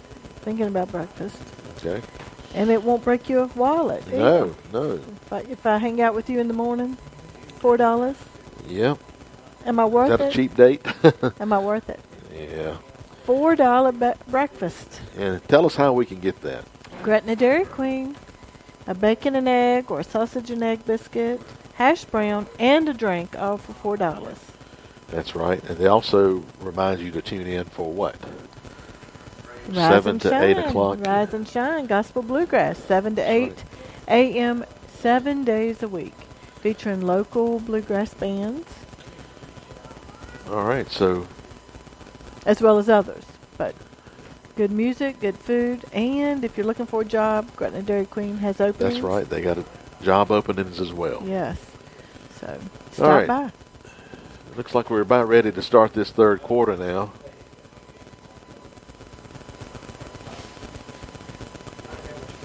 And I mentioned it earlier in the second quarter. I thought Gretna looked flat. And we'll see if they can find a spark to get them going here in the second half. Certainly a game that I know they would have hoped to have had a bigger lead. But right now the Hawks are protecting a 14-7 lead as we start the third quarter. I didn't say that Wooten has rushed for 80 yards. Yeah, Wooden, quarterback, has run the ball effectively. Mm-hmm. He has had an interception, I think. Yeah, And then the Hawks have fumbled a couple times too. But all right, had so strong runs. We're ready to go here. Childress to kick off. Kickoff coverage has been a problem tonight for Gretna. We'll see if he just kicks it short this time. Yep, he's going to kick it short, and that ball is live. Tunstall falls on it at the 43, 44-yard line. 61. Number 61 for Tunstall. Cover that. Is able to cover that is Elijah Cates. And the Trojans offense on the field. Now against this Gretna D. From the 44, 1st and 10 for the Trojans. I'm glad the rain stopped. Yeah, the rain stopped early this morning, probably around 10, 11. Sun came out and turned into a right pretty day. Mm-hmm. All right, 1st and 10. And the handoff is Poole. Poole is nearly stopped in the backfield, and he may have gotten back to the line of scrimmage. Hawks defense was swarming to the ball, and I think he got back to the line of scrimmage. That's about it. I believe they're going to be keying on Poole. I think wherever Poole goes, I think you're going to find a bunch of Hawks there waiting for him. So that may give Tunstall an opportunity to use him as some kind of a decoy. So we'll see. He lines up in the pistol formation. He's behind the quarterback, and he'll get the handoff, cuts it out to the outside, and now cuts it inside. Wow. Nice run by Poole down to the Gretna 30, 40-yard line. So he got 16 yards on that, another first down. 25 brought him down. Tackle made by number 25. Travion Stone, and he held on to him and rode him, brought him on down. So how many did he get? I'm sorry, I was looking 15, at the... I think. 15. 16. Was it from the 44? 16 yards. Okay. 1st and 10 for the Trojans. Again, he lines up 8 yards off the ball, and he gets the handoff. This time they're going to get him in the backfield. He's hard to bring down, though, still on his feet. The whistle will blow. A loss of 3. 5 Hawks try to bring him down. 2-yard loss brings up second and 12. All right, second down and 12.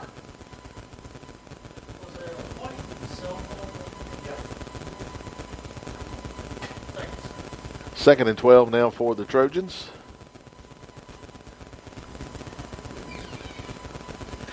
They come to the line again.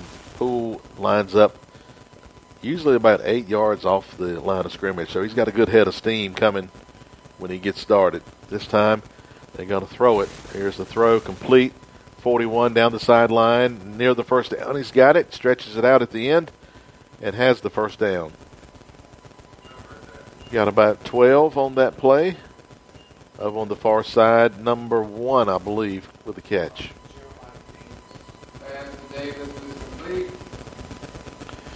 So, first and 10, and the Trojans moving the ball here with a couple of big plays. 16-yard run and then a 12-yard pass completion. They have it inside of the 30 at the Gretna 29.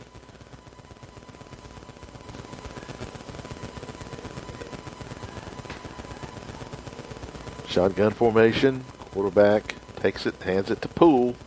Poole has room to run left side, and he will go down to the 20-yard line, 9-yard gain.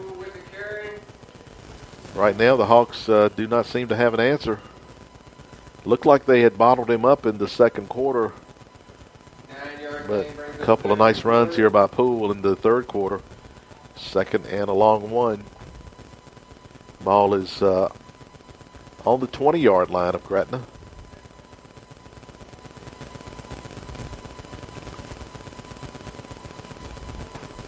On second and short here. We got movement. Both sides. Offsides is the call. So it'll be a first down. The call against Gretna.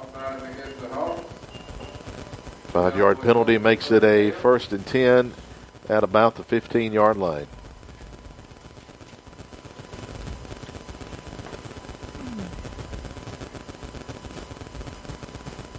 So the Trojans' first series here in the third quarter so far are going well. They started at their 44, and they have it at the Gretna 15. First and 10 for the Trojans. And quarterback to throw, dumps it off. Number 2 with the completion down to about the 11-yard line. Check that number 5 on the catch. Is it 5? Pass complete to 5. Yancey. 4-yard gain brings us All right. 6. Ryan Yancey. We think that's the number. Second down and 6.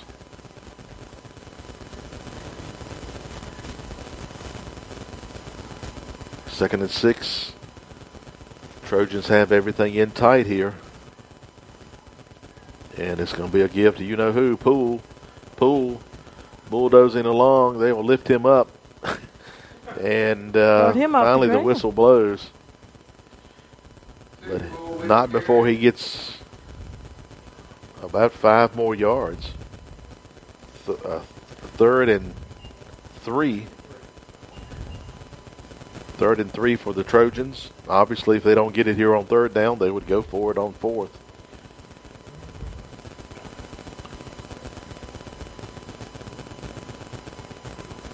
On third down.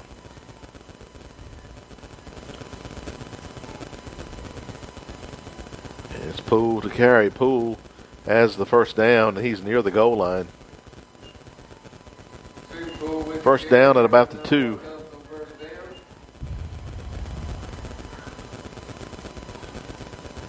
First and goal for Tunstall.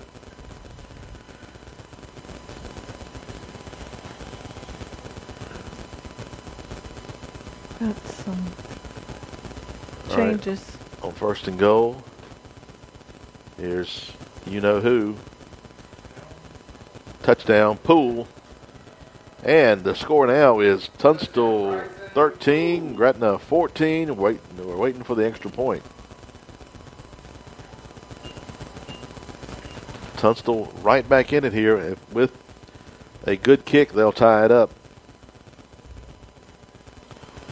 And that drive was started at the 44.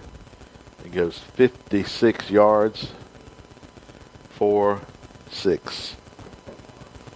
Here's the kick on the way. We've got a flag, illegal procedure. Now things could get a little bit interesting. They're going to back them up 5 yards, have to re-kick it.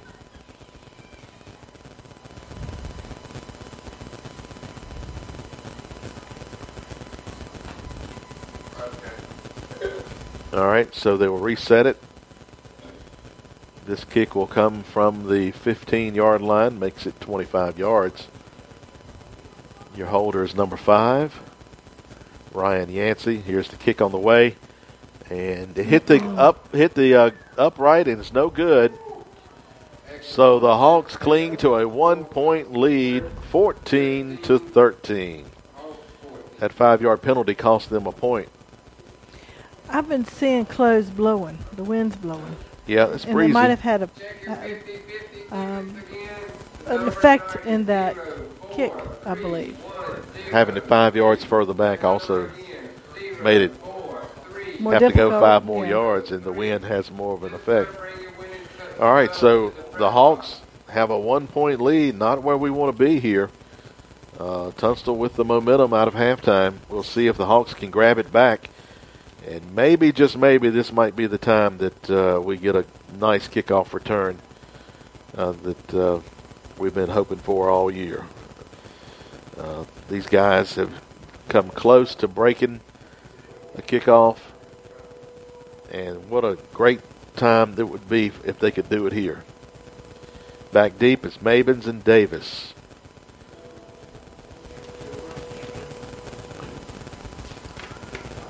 Again, Gretna 14, Tunstall 13.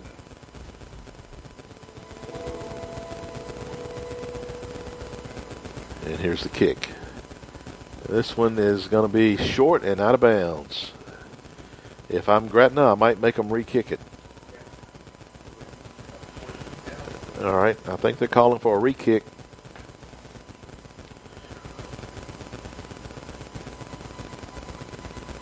So they will back them up 5 and kick it again.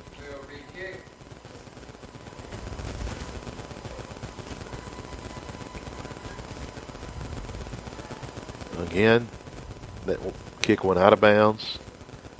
And so now Tunstall will re-kick, and it's obvious they're not planning to kick it deep. And it looks like Mabins and Davis have kind of cheated up a little bit. And we'll see if he tries to kick it over their head now. Here comes the kick. And we've got another penalty. This may be offsides. Yep. Somebody went across the line before the kick. That's another 5-yard penalty.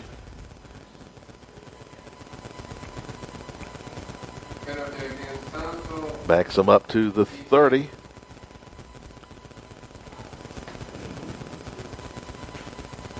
And they will re-kick again.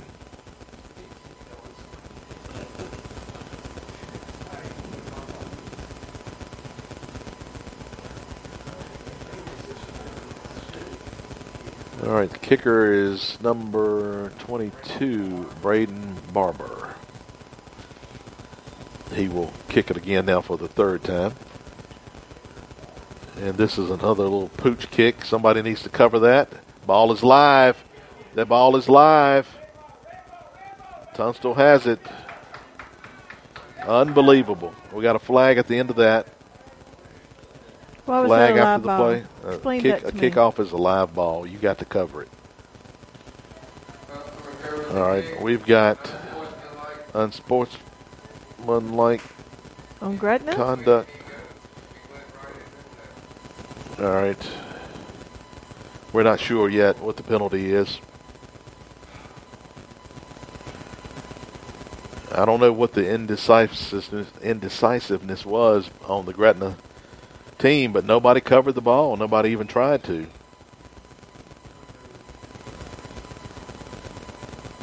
And so Tunstall has it. Right now it's around the 25-yard line of Gretna. They're going to march it down to the 15. They're going to mark something off here. Here it goes. So, unsportsmanlike conduct against Gretna. So Tunstall will start with the ball at about the 13-yard line of Gretna. You know who they're going to give it to. Yeah, you're going to have to stop him. You know who's going to get it, so you better stop him. Number 2, Bryson Poole. And again, this third quarter has been a disaster so far. For Gretna. Yes. All right. Here's the quarterback for Tunstall. Takes a snap, and he hands it to number 2, Poole. Takes it outside. He's to the 10, 5. Touchdown. Tunstall leads. Touchdown, Bryson Poole. And our score now is Tunstall 19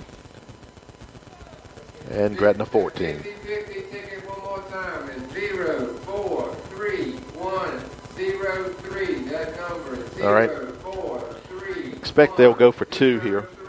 You do not claim your win it soon. We will redraw. All right. Trojans to the line. 11 seconds between the two scores for Tunstall. All right. Now they're trying to get the 2 points here. And they'll give it to Poole. And Poole is in for 2. 21-14. Tunstall now leads it. The Gretna offense. Tunstall scored 14 points, and Gretna hasn't gotten the ball yet. 11 seconds on the clock. So, the Hawks had a 7-point lead at halftime. They have not got the ball on offense, and now they're down by 7.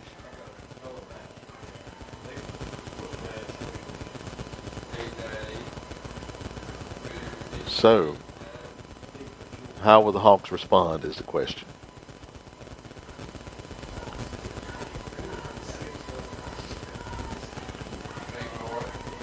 All right. We're set to go for the kick.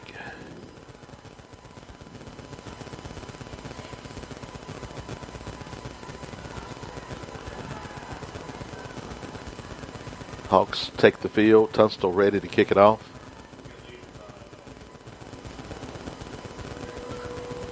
And we'll see if somebody can make something happen for Gretna on offense. All right, here comes the kick. Another pooch kick. Somebody needs to cover it. It is covered. Coming across the right side. Stiff arm. And that is returned by number 33. 33.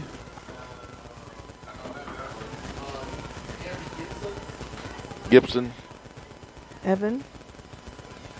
I believe that's the second one we've seen him return. 1st and 10 for Gretna at the 36-yard line. Now the Hawks went from a 7-point lead to a 7-point deficit, and the offense has not run a play. You don't hear of that happening very often. The wind is picking up.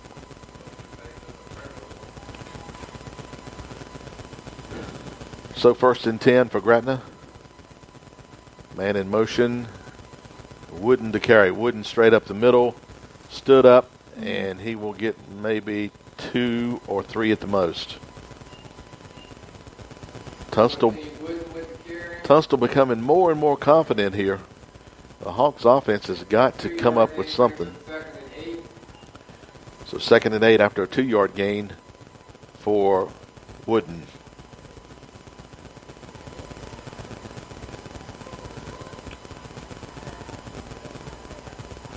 All right, second down. Here's Wooden to throw. Dumps it off here. This is Mabins ahead for the first down. Mabins across midfield. Pass complete to 21, Mabins. At the 48-yard line. Gretna has it now at the 48. How many?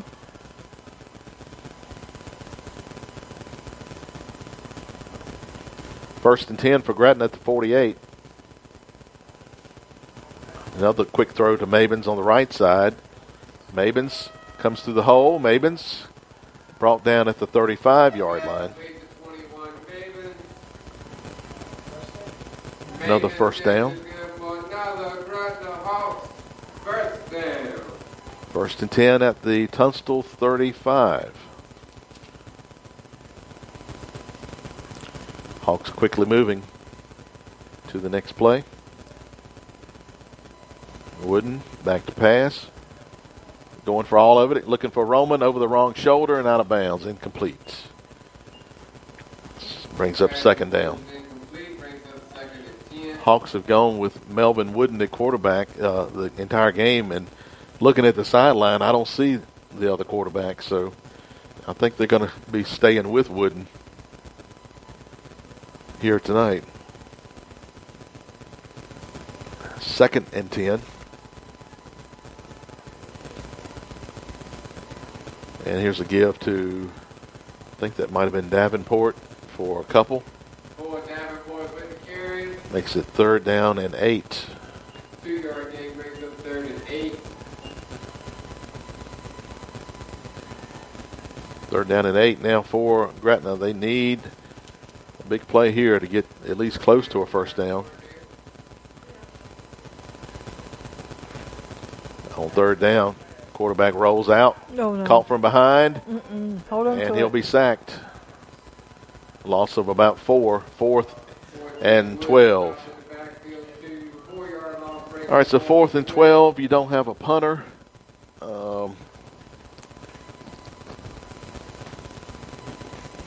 Just go for it. Hawks going to have to come up with a play here. Right now they're all looking at the sideline for a play.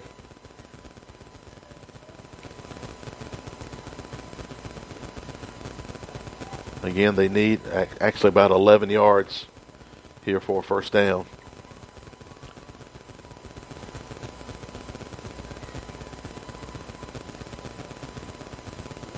And quarterback going to run it. Stumbles, and he is nowhere near the first down. I don't understand that play. At 4th and 11, you run it for 3. And Trojans will take over on downs.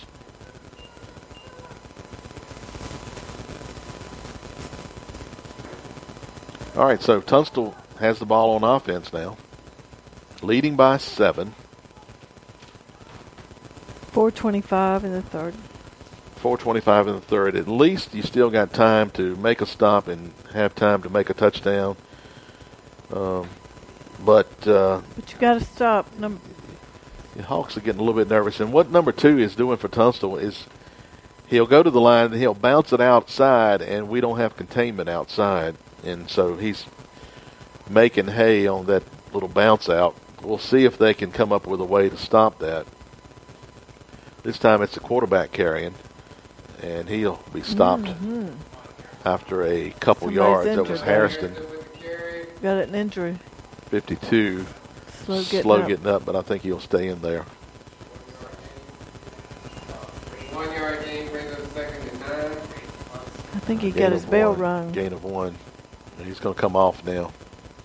52 is Brandon Hudson. He'll come off for this play.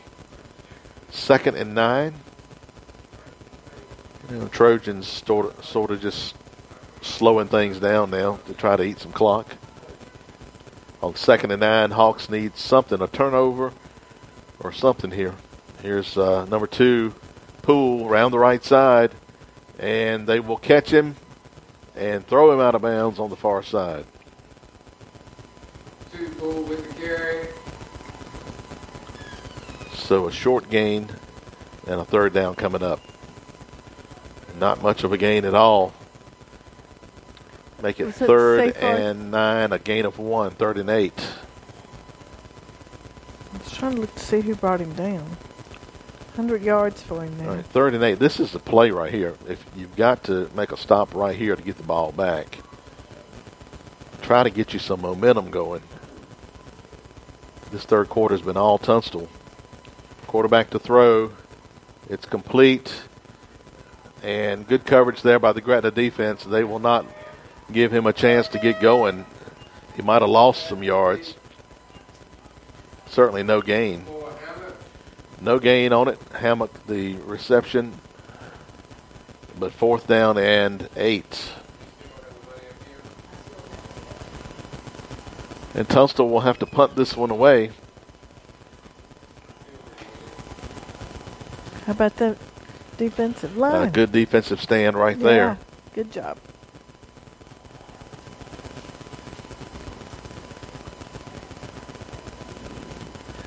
And the snap is good. The kick on the way. This is a booming kick that will not be returnable, and it's going to roll for a long ways out of bounds at the 16-yard line. Had the wind at his back, it looked like that ball just sailed. So 1st and 10 for Gretna. The ball is at their 16. It's Tunstall leading 21-14. Gretna had a 14-7 lead at halftime. Tunstall 2 scores in the third quarter. And they lead it by 7. 11 seconds apart, actually. A couple of quick scores there in the third quarter. All right, Wooden, the quarterback. Wooden going to keep it. Wooden has room to run. Wooden to the 30. Wooden to the 40. Wooden to the 50. Down at the 50-yard line. 35 yards.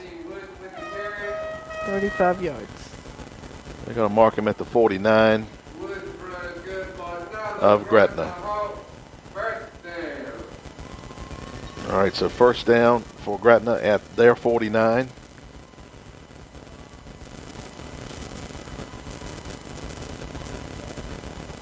Hawks are ready to go. And here's another keeper by the quarterback, Wooden.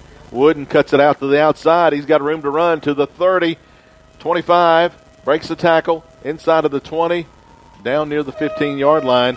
And it looks like Melvin Wooden has decided he's going to take charge. 34 yards that time. So the ball now is at the 17-yard line. Wooden with 2 big runs. 1st and 10 for Gretna. Wooden going to hand it off this time. And the tackle, all right, breaks the tackle. Still on his feet. Still on that sideline. And in for the score. What a run by, we believe, Cameron Mabins, who broke tackles and appeared to be stopped for a loss. And he got away and scampered down the sideline. And they're going to mark him. Are they going to mark him out? They mark him out. What? All right. I think so, too. The down marker is over there, and that's kind of confusing us. 61 yards total for him thus far. We still don't know for sure if that's a touchdown. All right. There's a 2-point conversion. Stumbles and stays on his feet. It's either a touchdown or the 2-point conversion. All right, that was a 2-point conversion. So the Hawks now lead it by 1. What a turnaround there. Woo. Cameron Mabins, what a run. That was not one of his longest runs, but it may have been one of his best. Yeah, but we got to talk about Wooden. His 2 good Wooden, runs. two long runs and set them up for the score, and the Hawks take the lead back by 1 on the 2-point conversion. And I think it was maybe Seyfarth on the 2-point conversion. He kind of stumbled to start with, and then regained his footing. He scored the last one, the one before this. And so the Hawks now lead it by a score of 22-21. 122. All right, now the kickoff situation. Yeah, I just don't think you can kick it deep. You got to kick it short here because they have struggled in kickoff coverage. Here's the kick. And it's a live ball. Ball is live, and I think that was number 2, Tunstall recovered. Poole, who falls on it at the 40-yard line. Now, the Hawks have regained the lead. Now they need another defensive stop here. What an entertaining third quarter. Mm-hmm. I'm happy to be on this end of it. 3 touchdowns already in the quarter. 1 point ahead. So I won't feeling too good before. Well, again, the Hawks have got to find a way to stop number 2. And they haven't been able to do it consistently. They did on the last series. We'll see. I'm sure this game will be talked about for years to come. All right, 1st and 10 for the Trojans from their 40. And it's going to be Poole. Poole on the left side for about 4. Poole with the carry, 4-yard gain. So Poole is a sophomore. So he's going to be around for a while for Tunstall. 2nd down and 6 for Tunstall.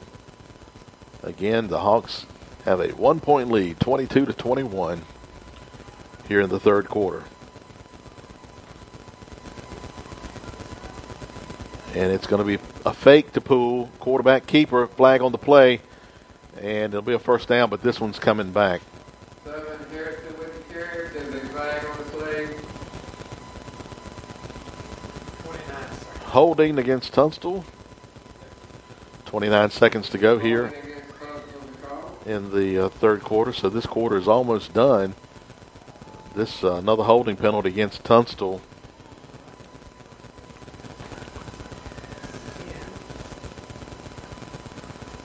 And it will be 2nd down and 17 for the Trojans. Here's the opportunity for the Gretna defense. Get Tunstall in 2nd and long. Now see if you can get the ball back. Take control of the game here in the fourth quarter. On 2nd down. Quarterback to throw. And he throws it over the intended receiver, number 4. That was Hammock, the intended receiver. Brings up 3rd down. Now an excellent opportunity here for Gretna. You don't want any penalties, and you don't want to get anything behind you. Be sure to make a short tackle. Force a punt here. 3rd and 17 for the Trojans. Watch for the trick play, too. They have ran it earlier. They may try it again. All right, now we got Gretna jumping off sides. That's the one thing you didn't want to do. Off sides against Gretna makes it 3rd and 12. 5-yard penalty, make it 3rd and 12.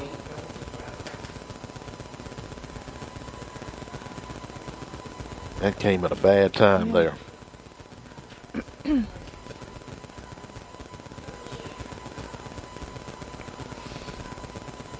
All right, 3rd and 12. You still got a shot here.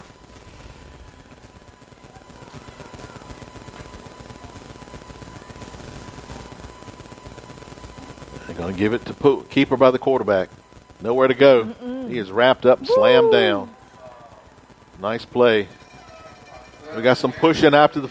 You know what? 53. That's going to be a penalty, and if you're Gretna, you've got to stop that. The Tunstall player started that contact after the play, and then our Gretna player got in on it, and we'll see who gets the penalty here. It should be against both.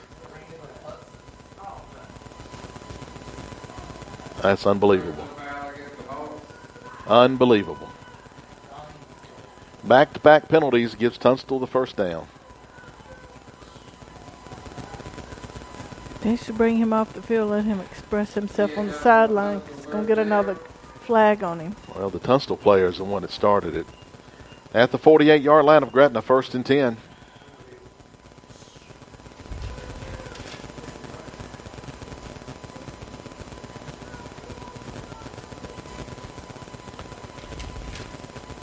First and 10 now for the Trojans.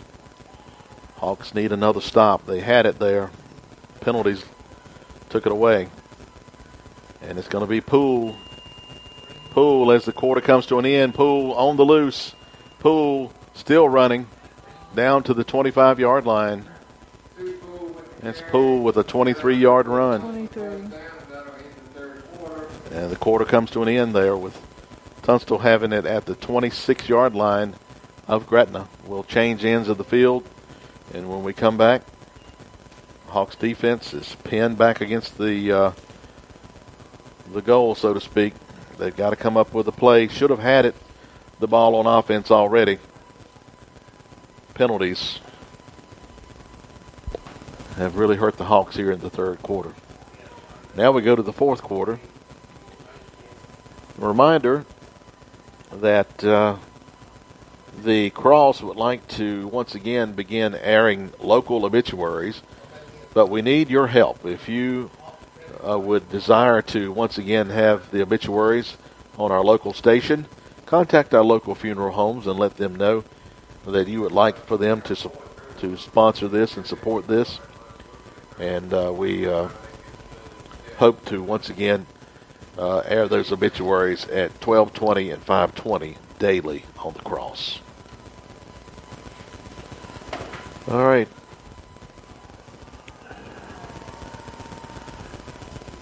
We start the fourth quarter with Tunstall having a drive going, kept alive by 2 penalties. Been a lot of chippiness on the field tonight between these two teams. All right, quarterback's going to hand it off to number 24.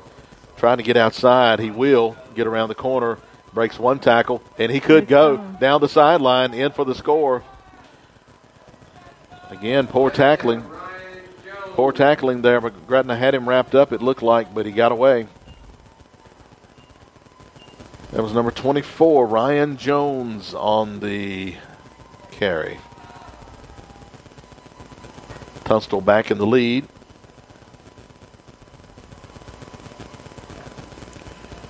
And I would suspect they would go for 2 here. Maybe not.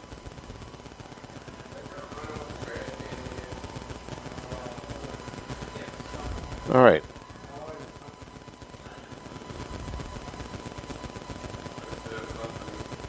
All right, going for 2. You would think they'll give it to Poole here.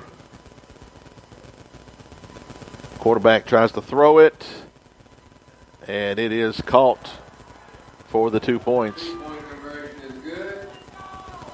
And so now the Trojans lead it 29-22. Tunstall on top by 7 as we begin the fourth quarter.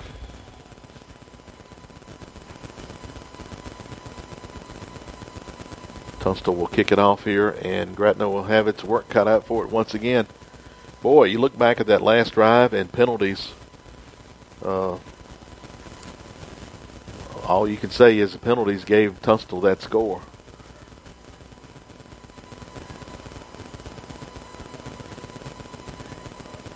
And so now the Trojans will kick it off. Gretna trailing by 7.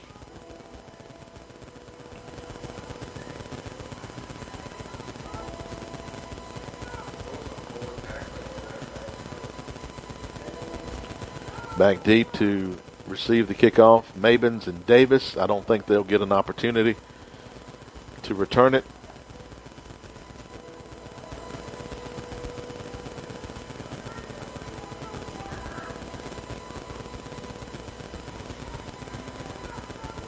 Here comes the kick.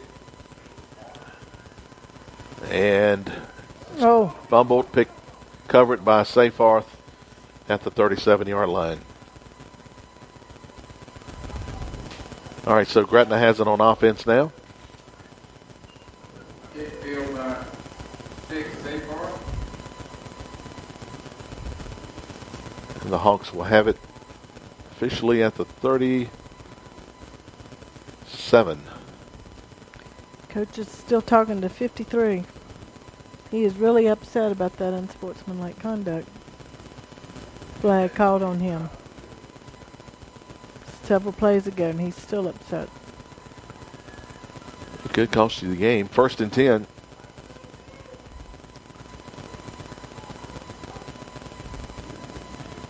First and 10 for the Hawks.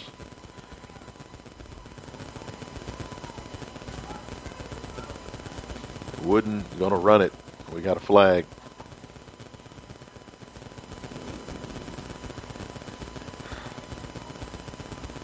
Either a flag or a timeout. I'm not sure. Tunstall took a timeout, maybe? Looks like it. Illegal participation. Too many men on the field.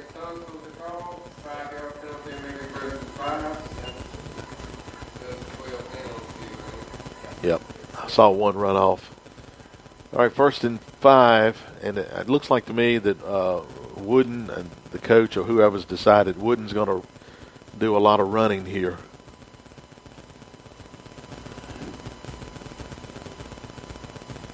And man in motion.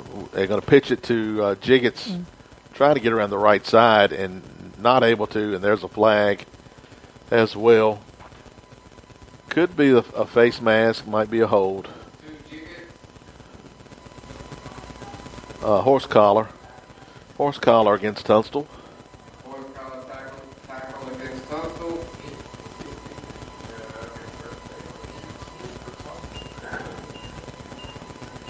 And so it takes it all the way to the Tunstall 46. Be enough for a Hawks 1st down.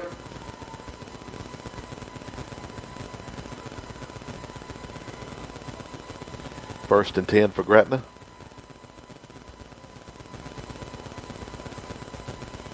Fumble snap. Wooden picks it up. Wooden trying to get something there out of nothing, and he will maybe pick up a yard. Fortunately, was able to pick that up quickly. Looks like he got back to the line of scrimmage. Maybe gained. Yeah, well, no gain. 2nd and 10. 2nd down and 10 for Gretna. He has 149 yards. Wooden. Mm-hmm. I'd like to add about 46 more on this next run. Number 2 has 127 on Tunstall's team. 2nd down and 10. High snap. Wooden has to run it down, and now he's got nowhere to go, and he will lose about 10 yards. 14 Wooden with the carry. Stop for a loss. We've talked about snap issues. Hawks are pushing the self-destruct button. 3rd down and about 20. Brings up 3rd and 20. Now you're probably going to have to throw it here. On 3rd down and 20. He's looking for Roman across the middle. Roman has it, and he got about 10 yards of it. Still going to leave 4th and 10. 4th and 9. All right, 4th and 9. Your punter is injured. You're at the Tunstall 45. You just got 10. Why can't you throw it to Roman? Yeah. You got to get 9 yards right here. We got a timeout. Gretna takes a timeout right here. Don't forget now to tune in each week for Gretna Tire and Recapping Company's Faith, Family, and Football, where Coach Miller will talk with Devin, and we will have thoughts about the ball game. Player of the week. Last week's Player of the Week was Matthew Roman. And so remember, Gretna Tire and Recapping Company's Faith, Family, and Football.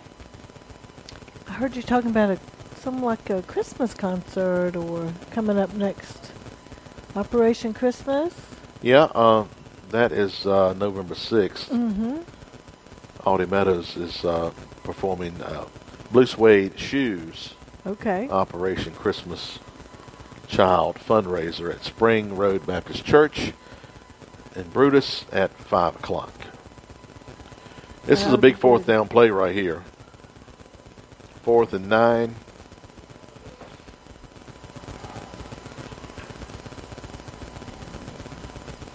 And here's the quarterback throwing to Mabins, going deep. Oh, and that's a penalty. There we go. Finally. Hawks get a big break. Finally. A big break. Incomplete, there's a flag on the play.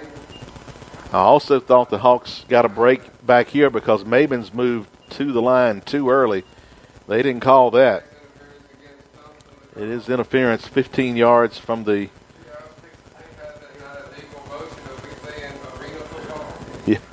Canadian football, maybe. Yeah, we were fortunate on that. They didn't call Mabins. He moved towards the line before the snap. It's a 15-yard pass interference penalty, and that gives the Hawks the first down that they were looking for. A bit of a break there.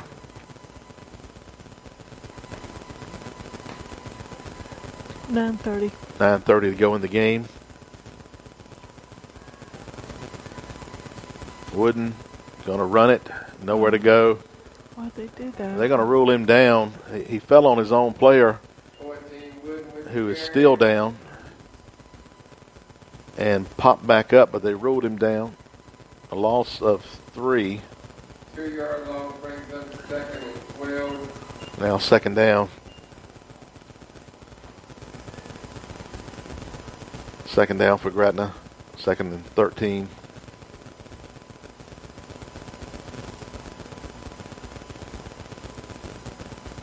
They need something here. Need to pick up substantial yards and not have to have a long 3rd down play. Here's a handoff, and this is not going anywhere. That was Mabins, who never got started. He'll lose a couple yards. 3rd and 15. Loss of 2, 3rd and 15.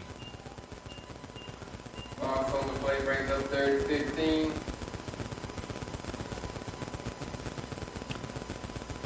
Big play coming up here, 3rd and 15.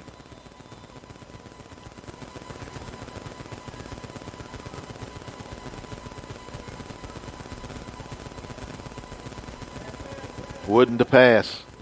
Going for all of it. Into triple coverage. Incomplete. Pass from Wooden is incomplete. Makes it 4th down and 15.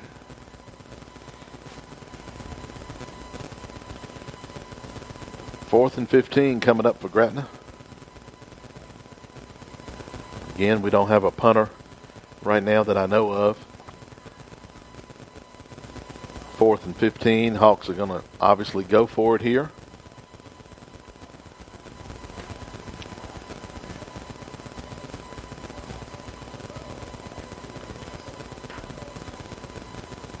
And Wooden has 2 receivers each side. Throws it, complete but short, incomplete. Well, they say incomplete, but I think he's short of the first down. Yeah, he's 3 yards short of the first down. So the pickup was about 13 maybe, but they're still 3 yards short, so Tunstall takes over.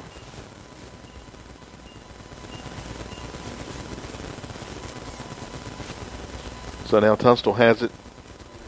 And if you're the Gretna defense, you've got to make a stop. Get a turnover, do something here. Down by 8. 7:55. 7:55 to go in the contest. Actually, it's 7. 7. They're Down by 7. 29 to 22. Yep. Down by 7. 12th man's getting involved now. Man in motion, hands it off to number 4, going around the left side. He'll get around the corner, up the sideline, has the first down, brought out of bounds. after about a For Hammock with the 13, carry. 14-yard gain. Good enough for Tunstall first down. And so Tunstall will move the chains, keep the clock running. And, of course, if you're Gretna, you cannot give up any more points.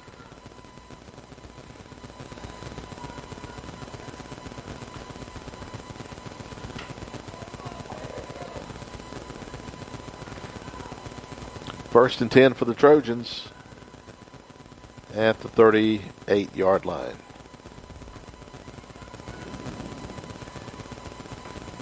And the handoff is, you know who, Poole. Poole trying to get around the right side, and he will, but there's going to be a holding penalty. Tunstall with the carry, but there's a flag on the play. The gain is about 5, but there's going to be holding against Tunstall. So that didn't count. Tunstall is called. We'll give him, you can give him 5.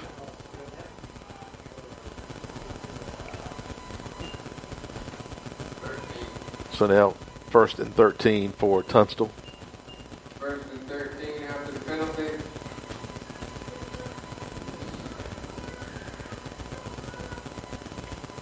Again, this Gretna defense has got to find a way to hold and give the offense another opportunity or two. You know number 2 is going to be getting a lot of the carries. There's a pitch to number 2, Poole. And Poole is pushing, and he's going to be having another first down. That's Poole Poole with the carry. He'll have enough for Tunstall first down. across the midfield stripe, looks like, almost to midfield to the 49. And the Hawks are trying to tackle him high, and you should never try to tackle him high. You got to get him around the knee area. But he was just pushing the Hawk down the field.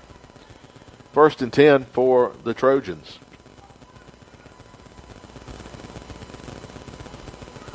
$146 yards for him. 146 yards for Poole tonight.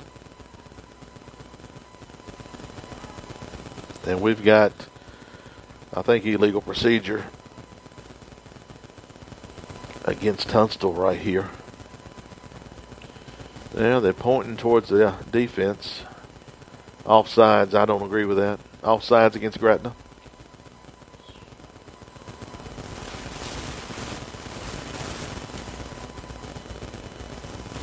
Five-yard penalty against Gretna.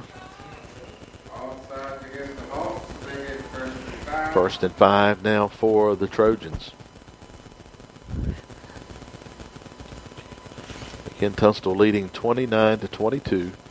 They've got the ball on this drive here. If they're able to get any kind of points, that really makes it difficult for Gretna.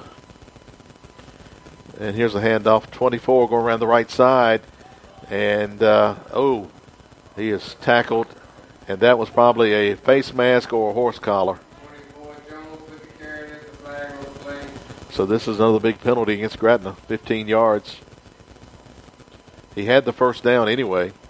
They're going to tack on another 15 to that. Call back against the Hawks. Good enough for Tunstall first down. Ball will be placed around the 25-yard line of Gretna.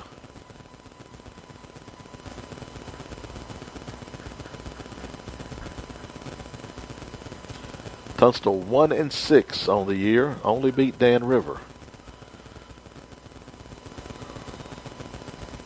And that was the first game of the season, so they've lost 6 in a row. First and 10 for the Trojans. Handoff is number 2. Whoa! And they will eventually bring him down Poole with the carry. at the line of scrimmage. No gain. Brings Took us 3 to Hawks, 15. but they brought him down. Seyfarth had him around the leg, and somebody else hit him up high, and that's the way you've got to do it. Second and 10. He's coming out for a play.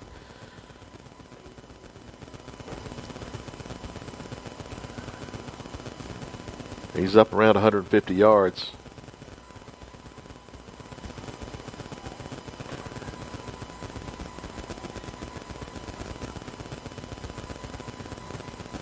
And we got movement again. 73 on the end. 72. Illegal procedure. 5-yard penalty. 2nd and 15.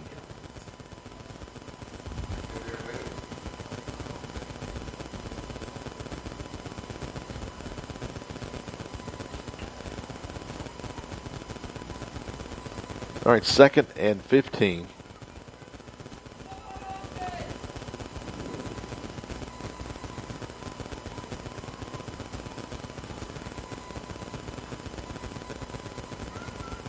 And here's handoff 24. Trying to get around the end. He will not do it. Wrapped up there. Nice tackle. Made on the far side. A loss of a couple. Now 3rd down. Maven's made that stop on the outside. 3rd down and 18. 3rd and 18. Any thoughts of a field goal? I think it's too far out. I think he'd be kicking into the wind too.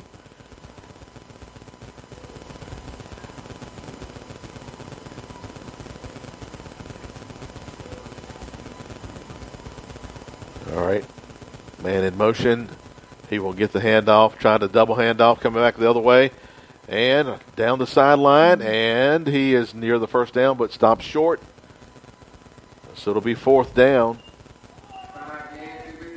And maybe 2 or 3. Flag after the play.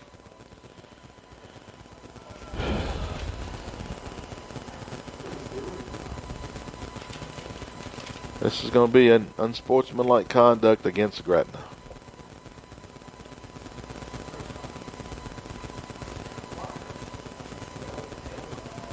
Unsportsmanlike conduct against the Hawks is the call. So it would have been 4th and 3. Now it's 1st down, and I guess that's half the distance there. So 18. Put it around the 5. No, around the 9. Right at the front door. 1st and goal from the 9.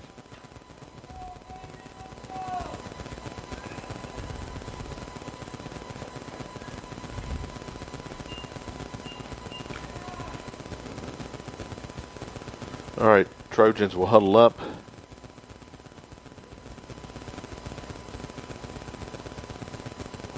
The go-ahead score was after a unsportsmanlike conduct call. And now the put it out of reach score may come after an unsportsmanlike conduct call.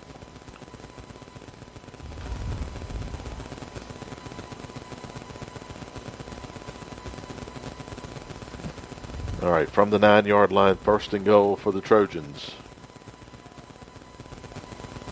And here's number 2 ahead for maybe a yard. There was Poole. But I will say that first unsportsman you didn't agree with. I didn't. I thought it should have been both teams. Right. Well, Tunstall started it. Now 2nd and goal.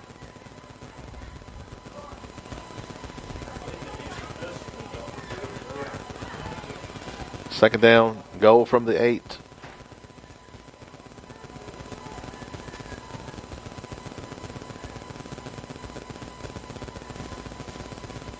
And the handoff.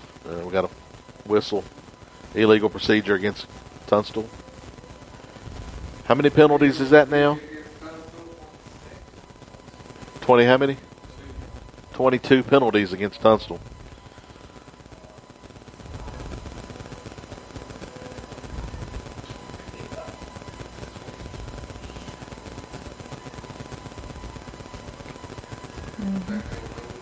All right, so now they back it up. Still 2nd and goal from the 14.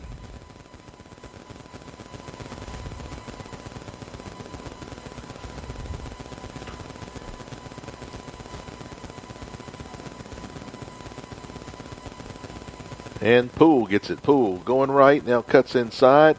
and drugged down by a host of Hawks. Now third down coming up.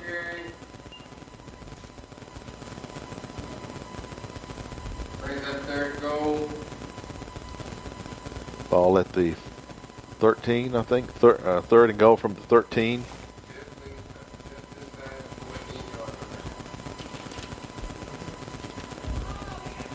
Again, they may elect to try a field goal here if they don't get it. I think it's a little bit dicey, but it would essentially put the game out of reach, most likely.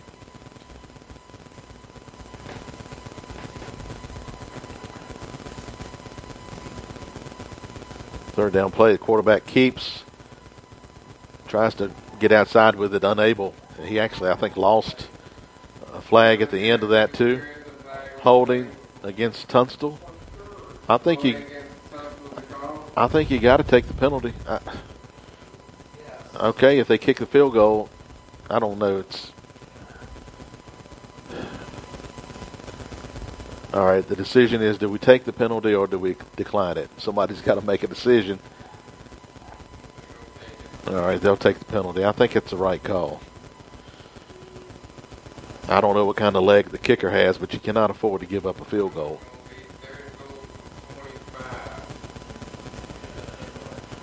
All right, third down, just inside the 25, third and goal. Now, of course, you cannot have a penalty if you're Gretna. And if he throws it here, you would love a pick six. All right, here's handoff number 24. Go around the right side, and he will be brought down by number 25. Stone with a nice stop. And it'll be fourth down. Is there a flag? Because if it is, all right. From the 25, fourth and goal.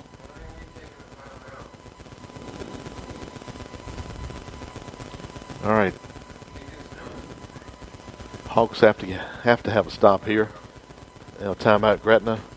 142. How much? 142. Only a minute 42 to go in the game. Fourth and goal from the 24-yard line. Last timeout for Gretna.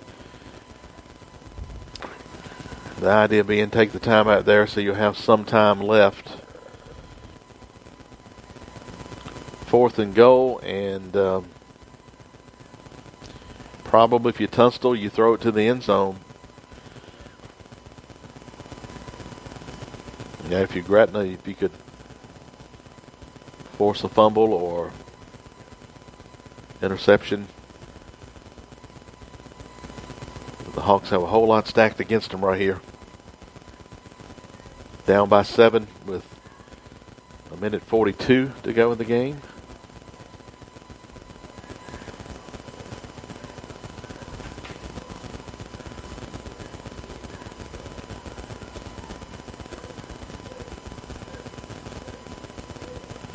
All right, what you don't want to have is a penalty that gives Tunstall a first down. And you don't want to give up a touchdown. Quarterback rolls.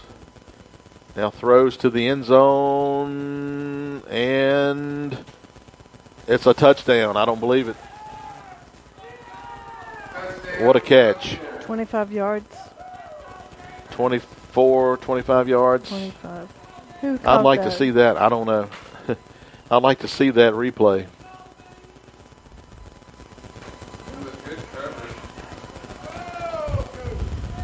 All right, now Tunstall in control.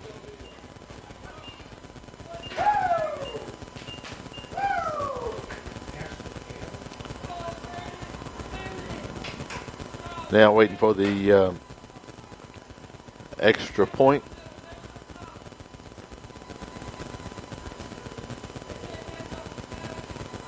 And here's a kick.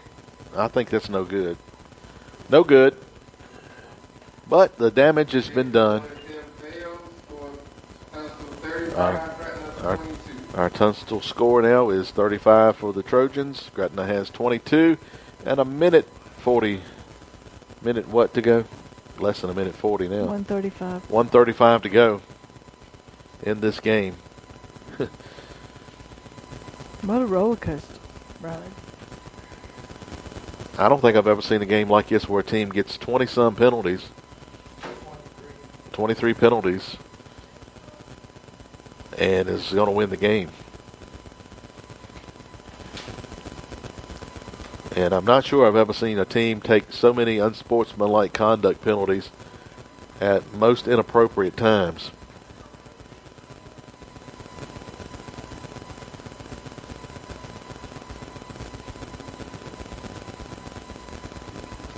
So Tunstall to kick it off, and the Hawks have got to come up with 2 scores in a minute 35. You know they're not going to kick it deep here.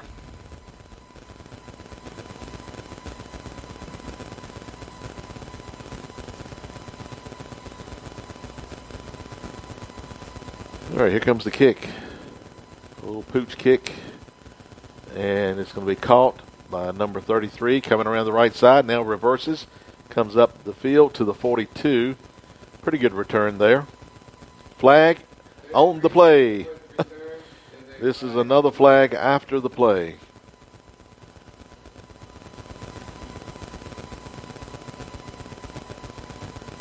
All right. Unsportsmanlike against Tunstall.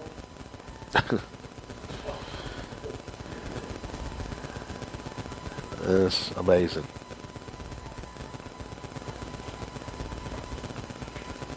All right, so Gretna has it at the Tunstall 44-yard line.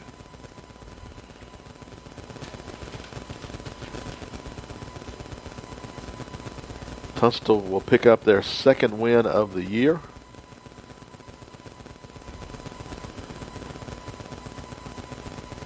If they hold on here.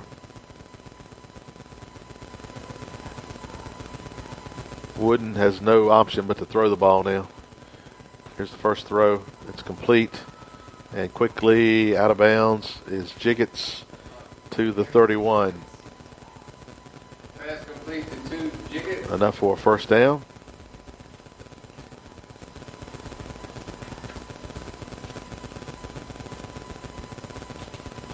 First and 10 Hawks at the 31 of Tunstall.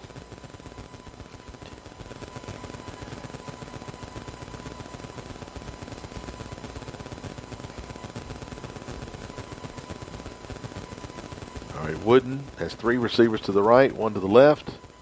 Looking right for Roman. They were trying the hook and ladder. Incomplete. He was going to try to pitch that to Mavens again like they did against Alta Vista, but unable to complete it. Second down.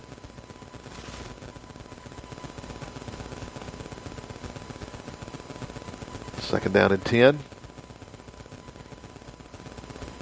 Hawks trailing 35-22.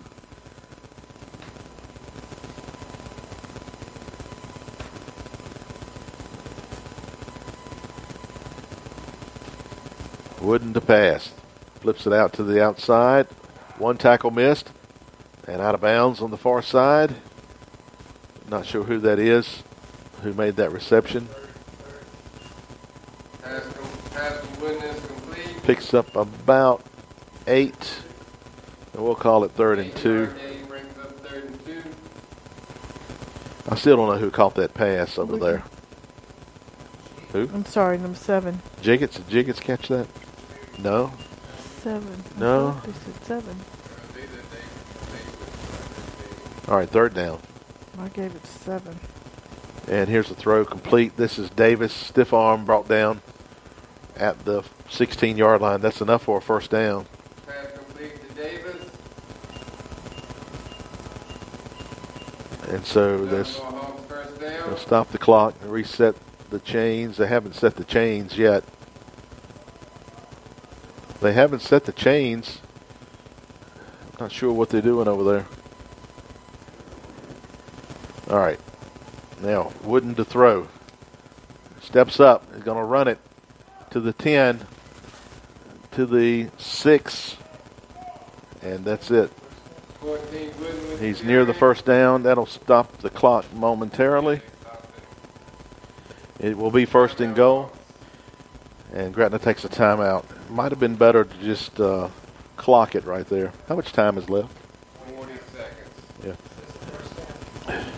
He might have could have just clocked it right there and saved a timeout. But first and goal from the 6-yard line.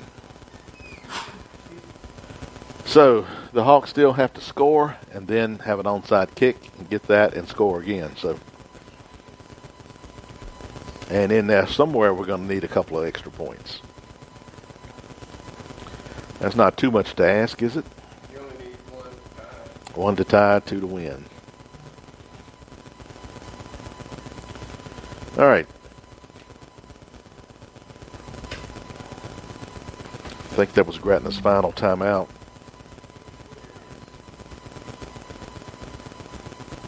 So first and goal.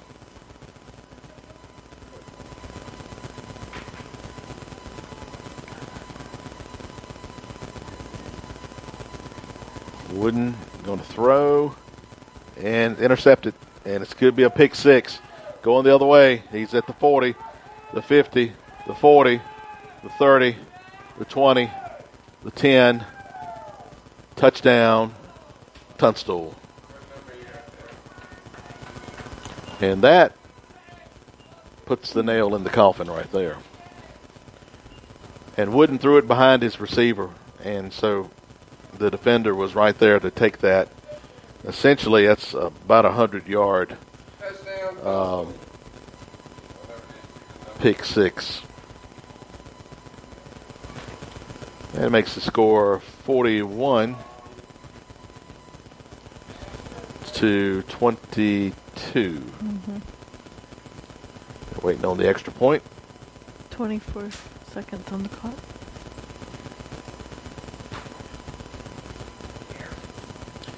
Hey, and reminder, Hawks have to regroup and play Tuesday night next week at Chatham. That's a 6 o'clock start Tuesday night.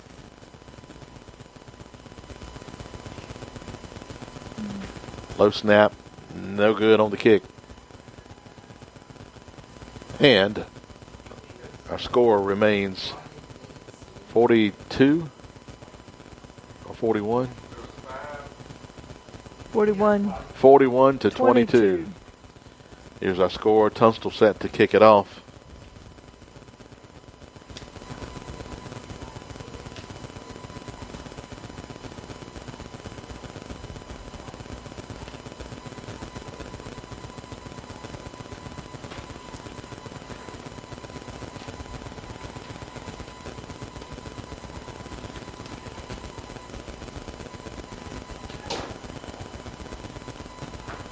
All right, waiting for Tunstall to kick this off.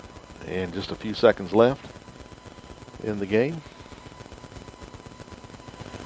And to say it's a disappointing loss for Tunstall, I think for Gretna is an understatement. This game was certainly within their hands to win, but the penalty situation, I know Tunstall had a lot of penalties, but Gretna had the penalties when it counted. Keeping drive alive penalties for the opposition were just really unbelievable tonight. And here's the kick. It's going to be taken by number 33. Comes around the right side. Now he tries to reverse again, and he'll be brought down around the 33-yard line. 33 gets it with return. 17 seconds to go. And if I'm Gretna, I think I'd just take a knee right here.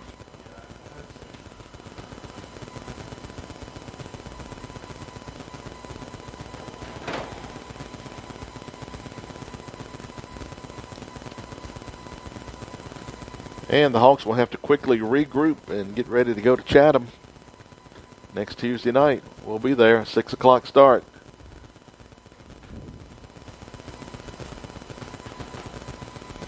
First and 10 for Gretna.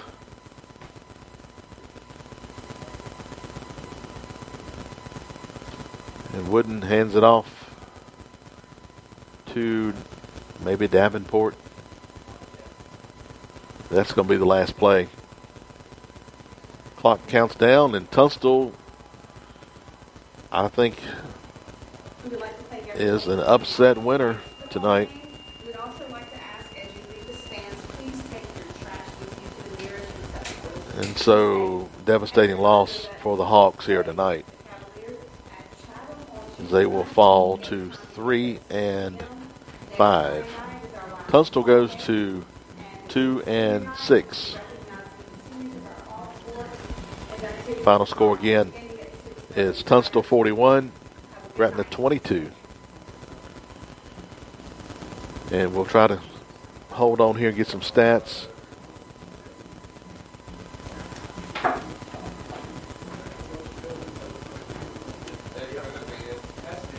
All right, just waiting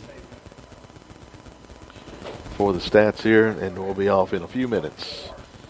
Thank you for joining us tonight. We wish we'd had a better result for you, but Tunstall came to play tonight. The Hawks had it in hand a time or two. They had a lead of 14-0, 14-7, 22-21, but it all fell apart at that point. Tunstall scoring a couple of three unanswered touchdowns to take the win. Final score again was 41-22. All right.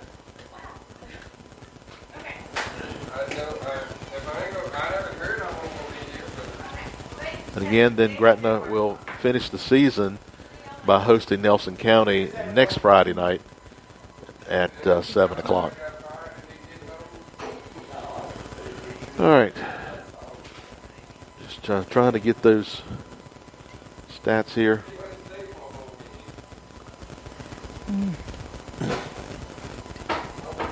Again, though, that's a heartbreaking loss for you, Gretna team. And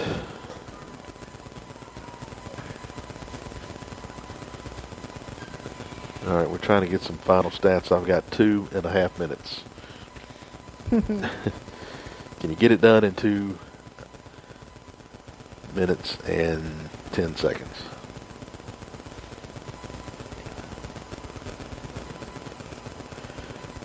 I'm just adding up the penalties. Okay, well, let's get the other stats. 235 penalty yards. For who? For Tunstall, 110 for Gretna. Okay. All right, so we just have the penalty yardage there for you tonight. Again, the Hawks fall to the Trojans tonight. And again, they got a short time to regroup and try to get the ship righted, as they say, as they go to face the Cavaliers next Tuesday. That game time is at 6 o'clock, and then the Hawks finish the season hosting Nelson County on the 5th of November. Thanks again to the Cross, 104.3 FM, thecrossfm.com, for allowing us to bring you the action here. We wish we'd had a better result, but we do not, however. So, again, the Hawks fall tonight by a score of 41-22. But Stuart, what matters now and always? What matters now and always is the Cross. And we'll return you now to the Cross's regular programming.